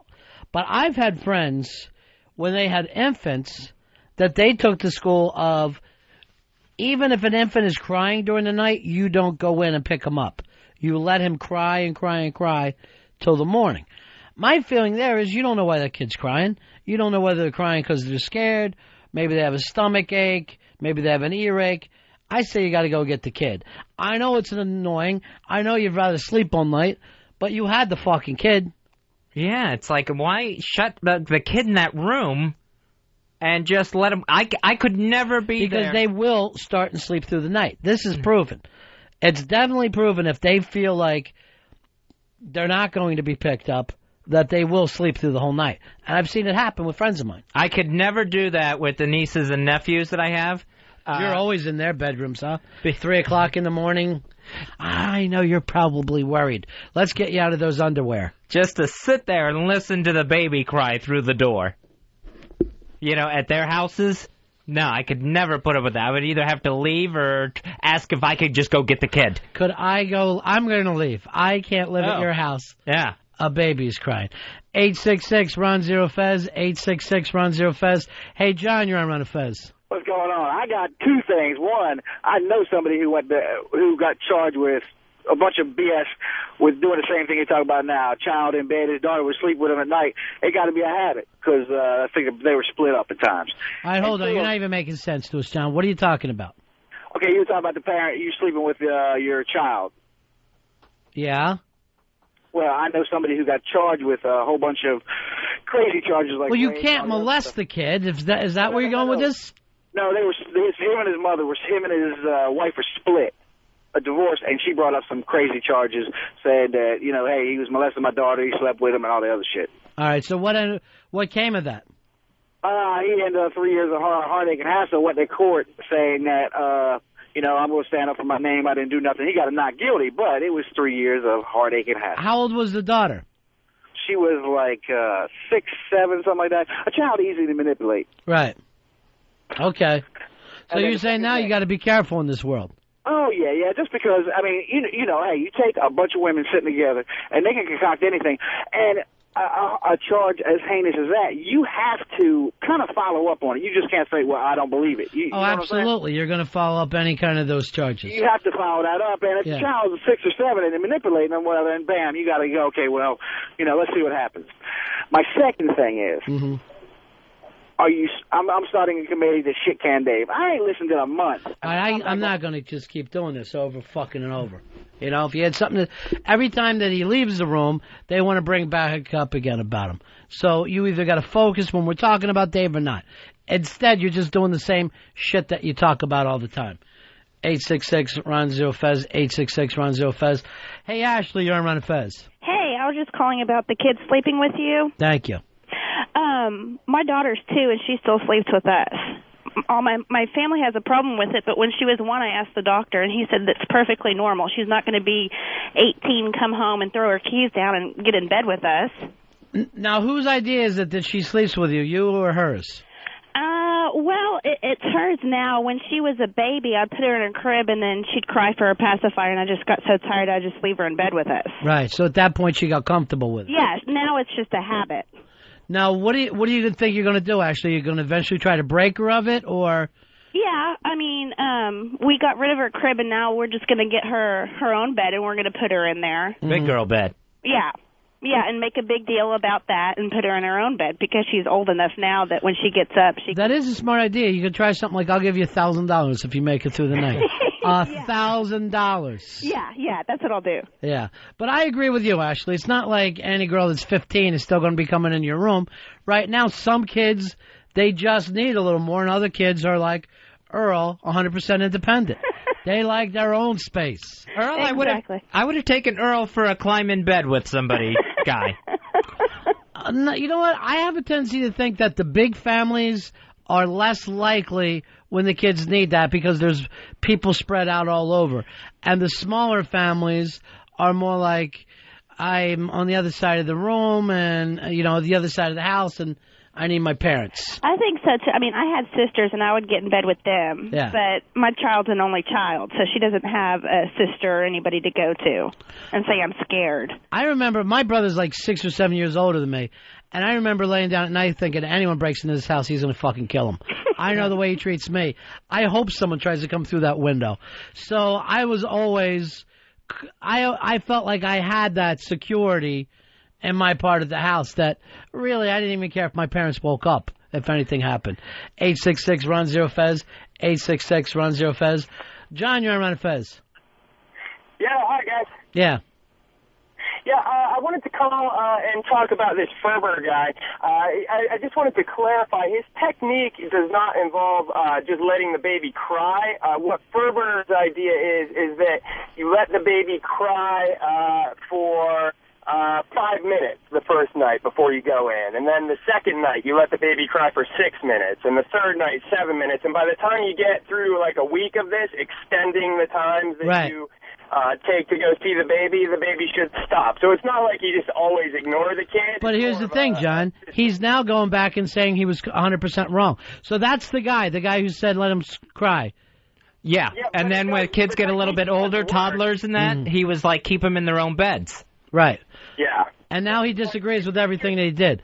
So if you followed his technique, your kids have some kind of weird phobias and probably should be put down because they are nothing but a problem for society. That's extreme. All right, see you later. Right, I mean, that's some of the shit. A lot of people who have anxiety stuff, it all comes from when they were little, wondering if the world was safe or not. When I would go around at night when I was a little kid trying to climb in bed with people in my family, so uncomfortable. If I was getting told no, couldn't climb in bed, I would just grab a pillow and sleep on the floor next to that person's bed. But here you are now, you won't share an apartment with somebody. Yeah, now I've gone completely the other way of I need nothing but alone time. Do you think you need that, or you think that's a problem? I feel like I need it. Rich, you're on Ron and Fez. Hi, my daughter slept with me and my wife till she was 4. It just, whenever we try to get her out of the bed, she just cry and cry and cry. Right. And we were too soft in the heart to we'd eventually go get her. Yeah, I mean, I didn't really have a problem with it other than she'd hog the bed and that, but I don't think it's really that big of a deal. I kind of agree with you. I mean, if the kid needs it, I do think the kid needs their own room, and you have that for me. You try to start out like, hey, here's where your shit is. It's a great place. But if somebody said, I'm really, like Fez was, he's little, I'm really nervous, you're not going to make him dog sleep. Pull the kid up, and what's the problem? Rich, you're on Ron and Fez. Hello. Yeah. Hey, you guys are talking about kids sleeping in a room with the parents. The problem with that is later in life, like I just heard the last guy saying, his 4-year-old. Well, I got 3 kids that I married into, and those kids, I cannot get them out of my room now. One of them's 12 years old, and every time I walk in my room, there's the kids. Absolutely no privacy. Well, I do think that everybody should knock on each other's doors. I think that the doors should be shut for the bedrooms. I don't think that the parents should be bolting in the kids' rooms, and I don't think the kids should be bolting in the parents' rooms. Oh, I agree with that totally, and that's why I have trouble getting that through my wife's head now that, that's our space. That's our space away from these kids, and sometimes that's the only Particularly your kids are bigger. It is time to set up some new rules. Why don't you try my $1,000 technique? I don't see in my bed for a week. You get $1,000. Put it out there like it's Cash Cab, where you're going, all right, you just picked up 100. You want to double down? And get the kids understanding the fun and excitement of gambling. Look who it is. It's the Radio Shark. Radio Shark, you're on Ron and Fez. Hey, what if the kid's red all over, he glows in the dark, and wets the bed constantly? Should he be left in the bed, or should he sleep on a towel on the floor? You know what? This was a Dave problem. Dave, come on in here. I hate to call you back in, but I want you to focus on the one thing and not bring up Roberto and all the other stupid shit that you bring. You were a bed pisser, right? Yeah. Up until age what? About 15. 15. What did your parents do about it?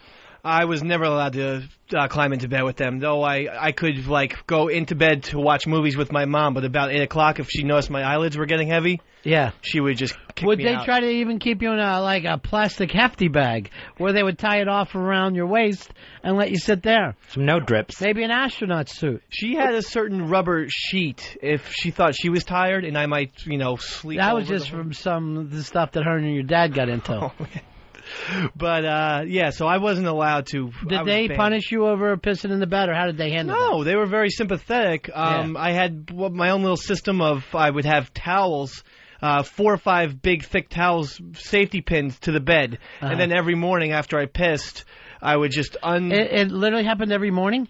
Every night, every single night. Every single night you pissed the bed? Till I was 15. Wow. Yeah, and I'm not proud of this. And No, I think it's cool that you're able to talk about it, and it seems like your parents handled it well. Yeah, they were. Well, I think my other brothers might have had some pissing bed problems too, but they outgrew it by the time they were like 8 or 9. So I was really. You piled it right into you were taking big man pisses at age 15. So they didn't ever yelled or any of that, because I know some kids, their parents think, they'll yell at them or punish them, and it becomes like a long-time shameful thing. Yeah, probably because I had brothers to, break the barrier of the pissing the bed stuff. I was able to get away with it. And we had a good system. And then every single morning... A bucket brigade. And then every morning my mom would wash the towels. So it was pretty simple. But like I said, I was always... simple. The woman has to... wash piss towels. It's nothing simple about that every day of her life. That's a rough thing. You really should be taking care of her on Mother's Day. I mean, she should get a car from you. It should be that big now. She got an email card. She got for Blue card. Blue Mountain. For Blue Mountain. She has to go over and hit the link. Yeah, and it clicks open. There was like a little bunny or pink something. Bunny. It's one of those monkey cards. Sean, you're on Ron and Fez. Hey, what's up, Ron? Yeah. My kids, I've got 2 kids. They're 10 months apart, and one of them's got something called night terrors. A little girl, she just wakes up in the middle of the night screaming. All right, she's still asleep, but then when you wake her up, she's like, "Hi, Daddy, how you doing?" Anyway, she gets up in the middle of the night. She comes into the bedroom and then starts the other one screaming. So now I got both kids in the bedroom at the same time. No room for me on the bed. I'm a little bit of a husky guy, so I got to go downstairs on the couch. I spend the whole every night on the couch. Just trying to stay in the bed is impossible. You should, if you got any kind of a spare room, put a beautiful bed and a large screen TV in there for yourself. And just say, this is where Daddy lives. No one's going to be able to blame you for it. You have the night terror excuse. The night terrors have got to be awful. And they don't even remember what they were screaming about, huh? No, the doctor said, I said, what is this? And they're like, oh, it's calm. And they wake up and they do. And I'm like, calm, this is driving me crazy. I was up last night from 2 o'clock in the morning until 6 in the morning trying to put these kids to sleep. It's impossible. Wow. All right, bro. All right, man. You got a rough one, man. Thanks, Sean. 866-RON-0-FEZ, 866-RON-0-FEZ. Hey, let's give Sean the Boondock Saints. If he's up all night, let him sit down and enjoy that film. We got the Boondock Saints, the unrated special edition. Contains audio commentaries by writer-director Troy Duffy and Billy Connolly. It's got deleted scenes, all thanks to Fox Home Video. Here is Denise. Denise, you're on Ron and Fez. Oh, hey. Hi, guys. How are you? Hey. Well, first of all, I just want to go back to that woman, Ashley, who said, when my baby's old enough, she'll sleep in her own bed. My sister-in-law had her marriage break up because her 5.5-year-old has never spent a night in her own room. And her husband went looking for greener pastures. So let me tell you, if that is what breaks up the marriage, she wasn't going to stay anyway. Well, yeah, but say there is no intimacy. You can never, there are other rooms in the house, but, sometimes, wake up in the morning, your kid's there. I mean, you need a little privacy. You need to work. I agree that you need privacy, but if you're willing to leave your wife and child because that child needs a little more, you were gone anyway. Yeah, but I think it's also a little bit of laziness. Like, I don't want to deal with teaching my child how to sleep. I have a 1-year-old, and she sleeps 12 hours at night, and if she gets up in the middle of the night, it's because she's sick or her teeth are coming in. But Denise, here's the thing.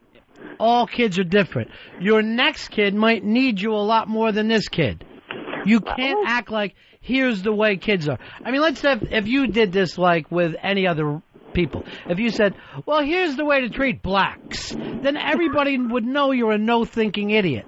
So you've got to treat every child the same way as an individual. And some kids, I'm going to guess that baby Fez need it more than baby Corky. Just like adult Fez needs more than adult Corky. So you're going to act like, I'm going to cut you off and give you nothing. Or you're going to say, you know what? This one kid's going to get a little more cuddling and be made to feel okay.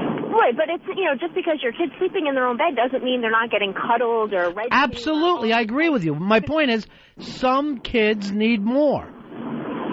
So all kids learn everything at a different level than other kids. Right, but, and anyway, if your kid's in your bed, where's the dog going to sleep? Fez, it's just like, you know what I'm saying with this, though? Yeah. Not everybody is the same. There's not a cut and dried method to use on every single kid. Well, what do we do? What is school more than that? Here's the way you learn. Here's the way you play. Every kid, every person on the planet is different. And when you try to go from all these books of acting like, well, here's the way to treat anybody, it's just not going to happen that way. We're going to end up with the problems we already have. We got to take a break. Right back, Ron and Fez Show. Oh! Ron and Fez, XM 202.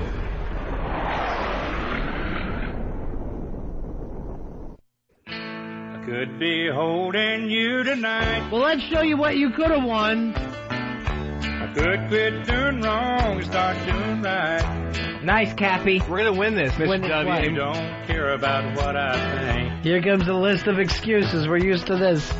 Think I'll just stay here and drink. All right, here you go. This is your fourth beer? Oh, yeah. Yeah. How you feeling, Dave? The minutes are coming fast in the power hour. Yeah. I feel fantastic. This is going to be a fucking piece of cake. Why are you yelling already? Sorry. I'm not a big Dave fan, but I'm going to show some support, and he just needs to man up. He can do this. You had a piece of toast and no water for breakfast, and you're David Blaine. Ooh, there goes number 9. I love New York, Mr. B. Let me tell you something. That's 16 balls. At 16 beers, 16 shots, he's already singing Rosalita, Come Inside the Rabos. It's fucking stupid. Forget it, man. 60s in the back pocket. Shouldn't it be in the bag? I mean, are we really doing a minute here, Johnny? Or motherfucker, I know how to count. That's 21, man. Doing it once every minute. I'm not talking about these tallies. Don't lose respect for him. He has a lot of pride. That hurts his feelings. I'm not talking about your tallies. I'm talking about the time. Yeah, the time of day. Yeah. Don't get on his nerves. He's got a Subway series to worry about tonight. Up until about 15 years old, I pissed my bed. Fuck you, Dave.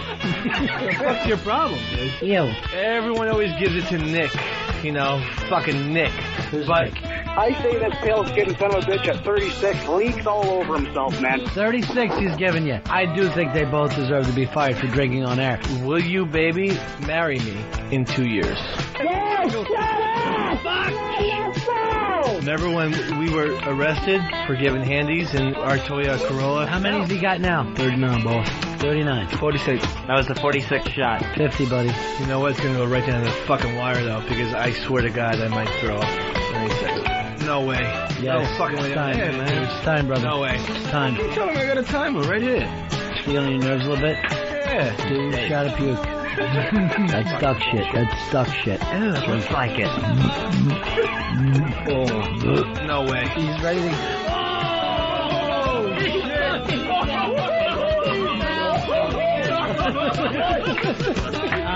You can't do shit!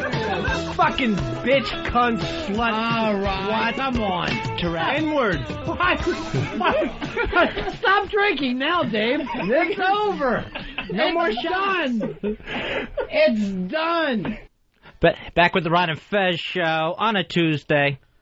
If you want to check out anything going on with the Ron and Fez show, you can check out ronfez.net. Who did this piece, Fez?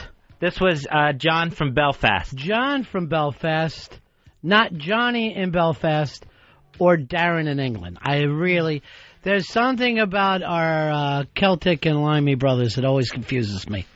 Just only a couple of names that they have in those aisles. In Belfast, it's all John. John or Johnny. That's all they got. All right, Ron and Fez show. 866-RON-0-FEZ. 866-RON-0-FEZ. Odd show we had today, broken up by a fire alarm, which turned out to be not much ado about anything. We're fine. We did see that we do have some leaks in this boat, Panic being one of them. Fez, tonight you say Last American Idol. Yeah, the last singing competition. The final vote will be tonight, and the winner will be named tomorrow. Now, Big Brother is coming on sometime, I guess, end of June. Is that where they normally start? Yeah. And this year it's going to be All-Stars. They're going to take 20 of the people from the past, put them on for a special. Then we, the home viewer, vote on the top 12 that we want to see in the house. Okay, I like that. I'm in. My problem is it'll just be the people from the last couple years. That everyone lacks that sense of history to remember the one-legged boy from the first year. And they'll forget all those type of people. Eddie. Chicken George will be forgotten about, and it's all going to be K-Star. And could it also be a very dull celebrity Big Brother house if people decide, hey, I don't want the troublemakers in there again. I don't want Hurricane Howie in there making trouble because I hated his guts on the show. Well, I don't think so because all those people know each other outside the house. So the problem is they have their own friendships before they ever come in. They tour and do other shows and bar nights and stuff. So it's not going to be strangers coming in. Only you know them from the show. Right. They know who each other really are. I just don't want all the Bible thumpers in there together. Chosen by America. What happened to you? The Bible used to be something you cared about. When did you become Hillary Clinton? But that makes for bad television. When did you become Hillary Clinton? Who were the Bible thumpers from that show? I don't even remember. There was the one kid, Jason, and the lady he was teamed up with. I think it was Jason. They were two. There was some. I can't even remember their names. But it all drove you crazy at the time? It drives me crazy because then, all of a sudden, it's like the guy that borrowed the Bible last year just to trick the girl into saving him. Michelle Rodriguez is heading back to jail for the same thing she did last time. Yeah, she violated her probation with the last drunk driving charge that she did 5 days for. So since this probation is violated from a charge in 2004, she's got to go back for 60 days now. I don't like it. I said it's double indemnity. It's not fair. Yeah, and she did the 5 days on this last charge so she could avoid community service. Yeah. They're also throwing in 30 hours mandatory community service on this 60-day charge. Dan, you're on Ron and Fez. Yo, I want to see Eddie again, man. I went to school with that kid, and he was one of the funniest kids I've ever met. Well, you know, one night when we were at NEW doing the late night show, Anthony came in with him and a bunch of those Big Brother people that he had been partying with. They were just toasted. That kid, Eddie, was terrific. He got so drunk on our show with Anthony. And Anthony, sure. He doesn't drink the way he does in the old days. But he was the anti-Dave. You never knew when he had too much to drink. He was always right on point at the whole time. At one point, Eddie got up to go to the bathroom, forgot he only had one leg, and spilled onto the floor. That was the craziest thing I ever saw. No shit. Dude, that kid used to play wheelchair basketball better than anyone I've ever seen. And we used to have these charity events, and he'd come, and, like, the school's basketball team would be playing in the wheelchairs, and he would just be beating the shit out of them. It was some of the craziest stuff I've ever seen. Yeah, I was a big fan of his. I'm actually a big fan of the Big Brother thing. I always preferred it to Survivor and all those type of things. You're stuck in a house.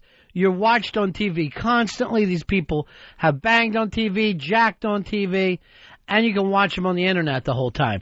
I don't see how America just doesn't love it.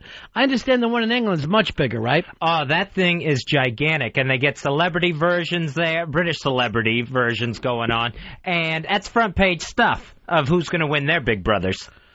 Andy Mike, you're on Ron and Fez. Hey, guys.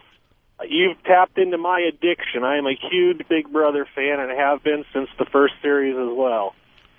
Eddie isn't going to be on it. Because was there a difference in the production company? Yeah, well, the first season was done with, Endermall, and I think is the name of the company, and then they had, what's the name? Real World people. Over. Yeah, and then, but Eddie, no, Chicken George might be back on it, but Eddie said that he'd have to quit working on his production company in order to do it, and he wasn't willing to do that. But Chicken George, I always hated. I got news for you. I know some people liked him. I hated him. That's a guy who left the Big Brother house thinking he was going to own Hollywood. I can take or leave all of them, but I'm really into it. But I really, Mike, how do you get the inside word? How do I get the? I have a website that I run about it, and I help with another website. So what is your website? The word out. My website is ilovereality.com. Okay. And then I just post stuff there. There's no comments or anything. I also help with the website BigBrotherFanClub.com that I help moderate that one. So between those two websites, we keep tabs on all kinds of stuff that's going on. Eddie's mom posted on our website the first year. There was one that I went to before that would give you, like, people that would be watching online would give updates of what was happening. There's several that do that. We do that. We were one of the first sites to do that. We call it the live feed update. Uh-huh. We do that on TV Clubhouse. I run that and kind of moderate it. You can find it there if you go to, and I said TV Clubhouse, that's the same as Big Brother Fan Club. If you go to BigBrotherFanClub.com, once the show starts in July, there will be a live feeds area that will post everything that's going on in the house, and you can catch up on all the dirt. Andy Mike, I want you to stay in touch with me. I'm a big Brother watcher. I'll send you a holler somehow or another. And Ron and Fez at AOL, if you ever get any of these links. I want to know all the inside shit. I want to know what's happening constantly. Talk to you later, bro. All right, bye. All right, now I have a new friend, Fezzy, Andy Mike. Andy Mike and me may be doing our own reality radio show. They have those reality internet shows where they'll just be talking about them. Join Marcellus. Well, yeah, that is one that CBS, on CBS.com, actually does, and I watched those before. I don't know what it is about that show, but that's the one that I dig. You know why? Because CBS saves it for the summer. They let you miss this reality show before it comes back. Don't kid yourself that it's big. It is not, out of all the shows that come back, it's the least strongest. People never get into it. They don't bring it back because it doesn't do well. They'll lose all the time. It's depressing. This year, I didn't even think it was going to come back. And I think they did the All-Star one just to try to bring a little heat to it. Chris, you're on Ron and Fez. Yeah, you got to bring Cowboy back. I'm one of the people that hate a Cowboy with a passion. No shit. I couldn't stand him. Fez, where were you on Cowboy? Cowboy, I pitied. And I thought it was cruel a lot of times that people would use Cowboy to go along because they were never going to take him to the final. He was never going to win the finals. Well, he got into the finals and only lost by 1 vote, so he came pretty close. One person, I forget who it was, turned on him. Not his own sister, but there's somebody's vote that he expected and didn't get. Was it one of the horsemen? No, I think he got every horseman vote. I don't remember who wasn't there for him, though. Oh, because he was up against the other horseman. That's what it was. Oh, that's right. Neil, you're on Ron and Fez. Hey, guys. I think for sure the Sovereign Six are probably going to get voted in. I mean, they were fresh from everybody's memory last year, like Kaser. I think Howie's even going to get voted in. Kaser and Howie will definitely go in. You might get the blonde chick, but Janelle. I don't think you're going to get much more than that. Well, I think they ought to bring some of the bitches back from the former seasons. You know, I mean, they got to have. That's why you watch it, is for the conflict. Any of the chicks that get naked, I'm a big fan of, because they will get naked on the internet, and you'll be able to see them. And it's real girl next door stuff. I need some actually bi chicks in there. That's what I'm after this year. All right, 866-RON-0-FEZ, 866-RON-0-FEZ. This 4th of July, Ronnie, we have new hope in America. There is this new competitive eater, American Joey Chestnut. He went to the Vegas qualifier for the Nathan's Hot Dog Eating Contest, where Kobayashi wins every 4th of July. 50 dogs in 12 minutes. What does Kobayashi normally do? Kobayashi's world record is 53 and a half dogs in 12 minutes. So this could be the 4th of July that we hope to be Kobayashi. American Joey Chestnut. Keep your eye on his hot dogs. Say a prayer for Joey Chestnut wherever he is. Debbie, you're on the Ron and Fez show. Hey, how you guys doing? I love you guys. Thanks, honey. Hey, listen, I wanted to let you know that the best Big Brother site, I am a huge fan of it also, is MortysTV.com. MortysTV.com. I go to any of the places that I can get stills of the chicks naked. And I think Jokers is where I normally go, that they give me updates of what happened that I missed. Jokers is half as good as Morty's. Morty's gives you all the clips. They'll show you every piece of boob and butt you can see that doesn't get seen. They put down the live feeds so that you can see them without having to pay for them. They give you tips on getting the live feeds. I am going to have Earl call CBS, is what I do every year, and just say we need it for the show. Because I don't like the idea for paying for anything, but I do like a free tchotchke.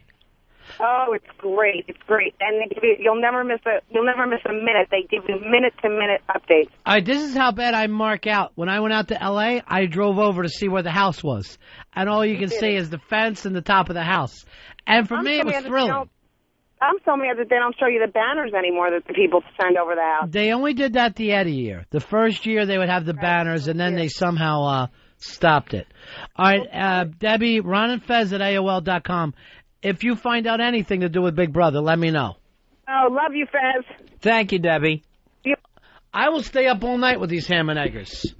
Just thinking, what is she doing? She's turning her back right now on Kaser. And then I'll feel like I know before the TV people. Yeah, the exciting thing last season was on the feed with the Cappy fight, getting into the drunken almost fight in the backyard. Katie, you're on the Ron and Fez show. Yeah, hi. I was just gonna say, first of all, Fez, I'm surprised that your favorite character that you want back isn't Bunky. Bunky was the Fez Whatley of Big Brother. He ripped off Fez's entire character. Bunky was Dave from the cooking show this year, which I was a fan of. He would cry for no apparent reason, whether happy or sad. By the way, I think, do we got Billy Joel's wife coming on this week? Katie Lee Joel? She's on Thursday. Is she coming in or calling? She's calling in. Well, I prefer her to come in. I really want to see what she looks like in real life. She's like a pretty little China doll. But she's going to update us with that reality show. Okay, go ahead, Katie.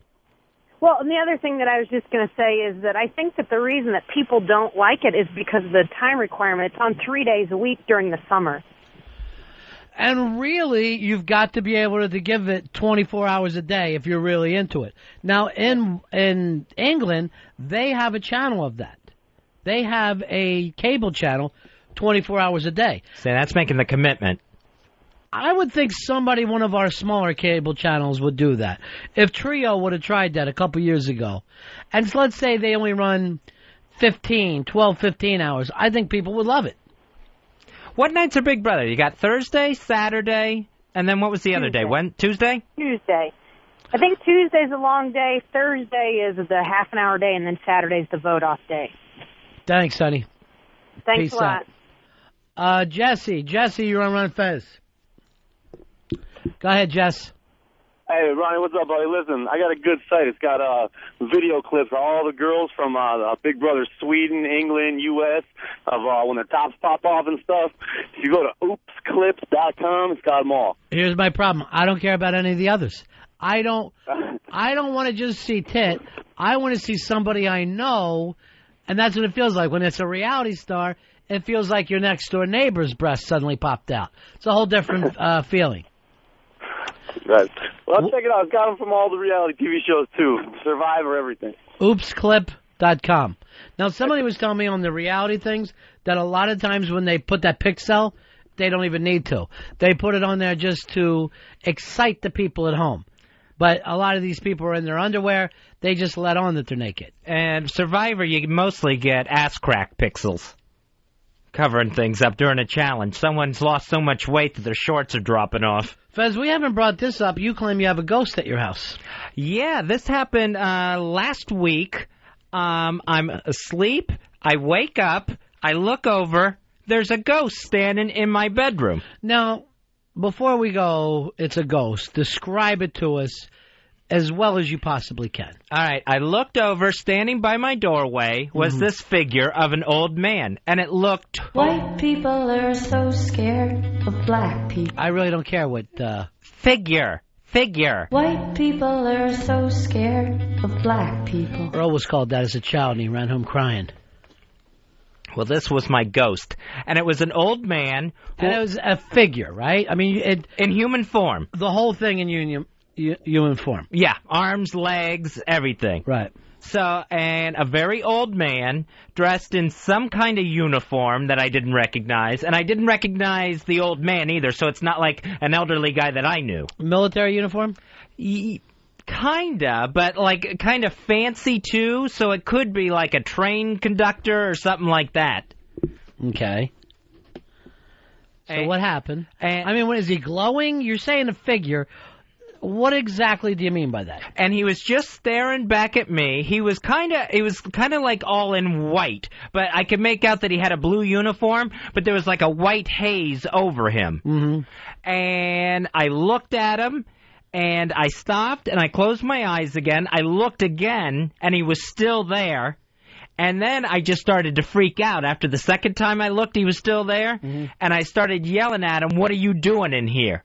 What are you doing in here?" Knowing that it was a ghost? No, I thought it was like a person in my house. All right, so do the impression. You wake up. You look over, and then you pick it up from there. Yeah, I look over. And be honest, totally honest. Yeah, I was screaming, "What are you doing in here? What are you doing in here?" You might want to put some bass in your voice. It would help you sound a little more aggressive. And then when I put my head, I kind of put my head back on the pillow, looked up again, and he was gone. You started jacking? No, I did. There was no jacking involved. So you were asleep before you saw him? I was asleep before I saw him, yeah. And you think you still could have been a little bit asleep when you woke up? I'm sure there was part of that daze, but I did the thing where I started to sit up. I mean, I was awake when I was still seeing him. What do you think, Earl? I was freaked. I think he was half asleep. And he's still dreaming while he's awake. Still kind of in that state, half state. I mean, I want to believe you, but what do we have to go on here? A weird... My word. Well, your word gets a little confused, and I'm not saying you're lying, although you have many times in the past. I'm just wondering if you were still, like, semi-asleep. Rob, you're on Ron and Fez. Oh, what's up, boys? Yeah. Hey, Fezzy, you got to watch out. Just like Vito, the blood pressure medication makes you do and see fucked up things. That's why Vito claims he started acting gay. That's right. So that might be Fezzy's gay ghost. The ghost never approached me. Did he want anything? Could you tell? Nope, just staring at me. Didn't say anything to me. Do you think if you had it to go over again, you wouldn't freak out like that? You would try to figure out if there's a message for you? Yeah, I would definitely try to do it the next time. I think what freaked me out is that it was someone standing in my room that I didn't recognize. Like if it had been a ghost of someone that I knew, maybe things would have gone differently. Could this ghost have been Jesus? The ghost of Jesus. If he was Jesus, he was awfully old and in a fancy uniform. Well, he should be old, and I managed by this time he's dressing differently. Fred, you're on Ron and Fez. What's up, boys? Hey, Fezzy just described Captain Crunch perfectly. I think he's jonesing for a bowl. Was it that type of look that you had, Fez? Was it Crunch? It was not Captain Crunch. He did not have any sort of hat on. He was balding and had long hair, the hair that he had left. Blonde? It could have been Custer. No, it was white. Well, that's Custer. In his old days, he did have white hair. And a long white beard. Could have been Moses as like in a doorman outfit? If Moses was wearing like an usher's uniform or something, yes. Could have been Usher, the hit singing sensation. No, it was not. There's no way it was Usher. Earl, you're laughing. You're not even believing him for a second. You're laughing over there? I'm laughing at the Usher joke, but I just think you were. I just don't think you were just half sleeping state. You were just having a half weird cocked, if you will. Having a weird dream, and it just no, we won't. And you were caught in between. I would say that. I would be the first to admit it. But I woke up. I saw him when I woke up. I even made sure I was awake when I looked the second time, still there. No, you live on an island filled with ghosts, let's face it. It's got to be. They actually make movies about it. Yeah, the old asylum is there, the old smallpox hospital. A lot of people died on that island I live on, Retard Island. Wonder why you got such a cheap rent. I bargain hunt. Here's Mike. Mike, you're on Ron and Fez. Hey, buddy, 1018. Hey, pal. I got a little bit of a ghost story, kind of like Fez's. I've never seen anything, but sometimes when I'm just chilling out, I'm playing Madden, I hear my cabinet doors opening and closing. And I got somebody who lives above me, and sometimes when they're not home, I hear people walking around up there. Could that be what you have, Fez? Just a bad apartment? No, I don't think I have a bad apartment. I don't have that cabinet door opening and shutting. I'll tell you right now, I ain't afraid of no ghosts. Jerry, you're on Ron and Fez. Hey, Fezzy, did he have, leather chaps on, a studded vest, and was he smoking a cigar? No, he was not. Anyway, this could have been Freddie Mercury coming to take you home. No, this was a very heavy-set ghost. Sean, you're on Ron and Fez. Heavy-set, all in white. That ghost is from Colonel Sanders for that bucket of chicken. It does sound like white hair, white beard, white suit. This guy didn't starving. This guy didn't resemble Colonel Sanders at all. He had a really long white beard, big bushy beard, and he had what was left of his hair was long and white, hanging like a skullet hanging off his head. So he's bald on top. Yeah, bald on top. Could it have been Hogan? Did you have your No, it wasn't Hogan. WWE on? No. I hadn't been watching any wrestling or Hulk Hogan DVDs. But you're always thinking about it. Yeah, true. And is Hulkamania truly dead? Yeah. If it is, I saw the ghost. Scotty, you're on Ron and Fez.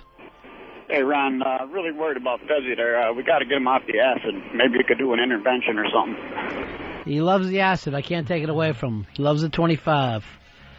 Dave, you're on Ron and Fez. Hey, guys.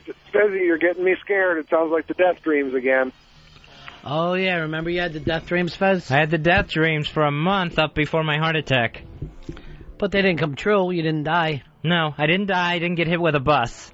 Then you even had the death dreams after the heart attack. Yeah, that was weird. Could your stress be causing your heart problems? Oh, I'm sure, yeah. Maybe you need to chill then. Just chill with the ghosts. Chill with the ghosts. Well, you're not going to beat that one, Fezzy. That's going to be our out phase tonight. My ghost dog. Chill with the ghost. That's it for us, gang. We didn't catch on fire, so we'll be back here tomorrow. Take care, everyone. Chill.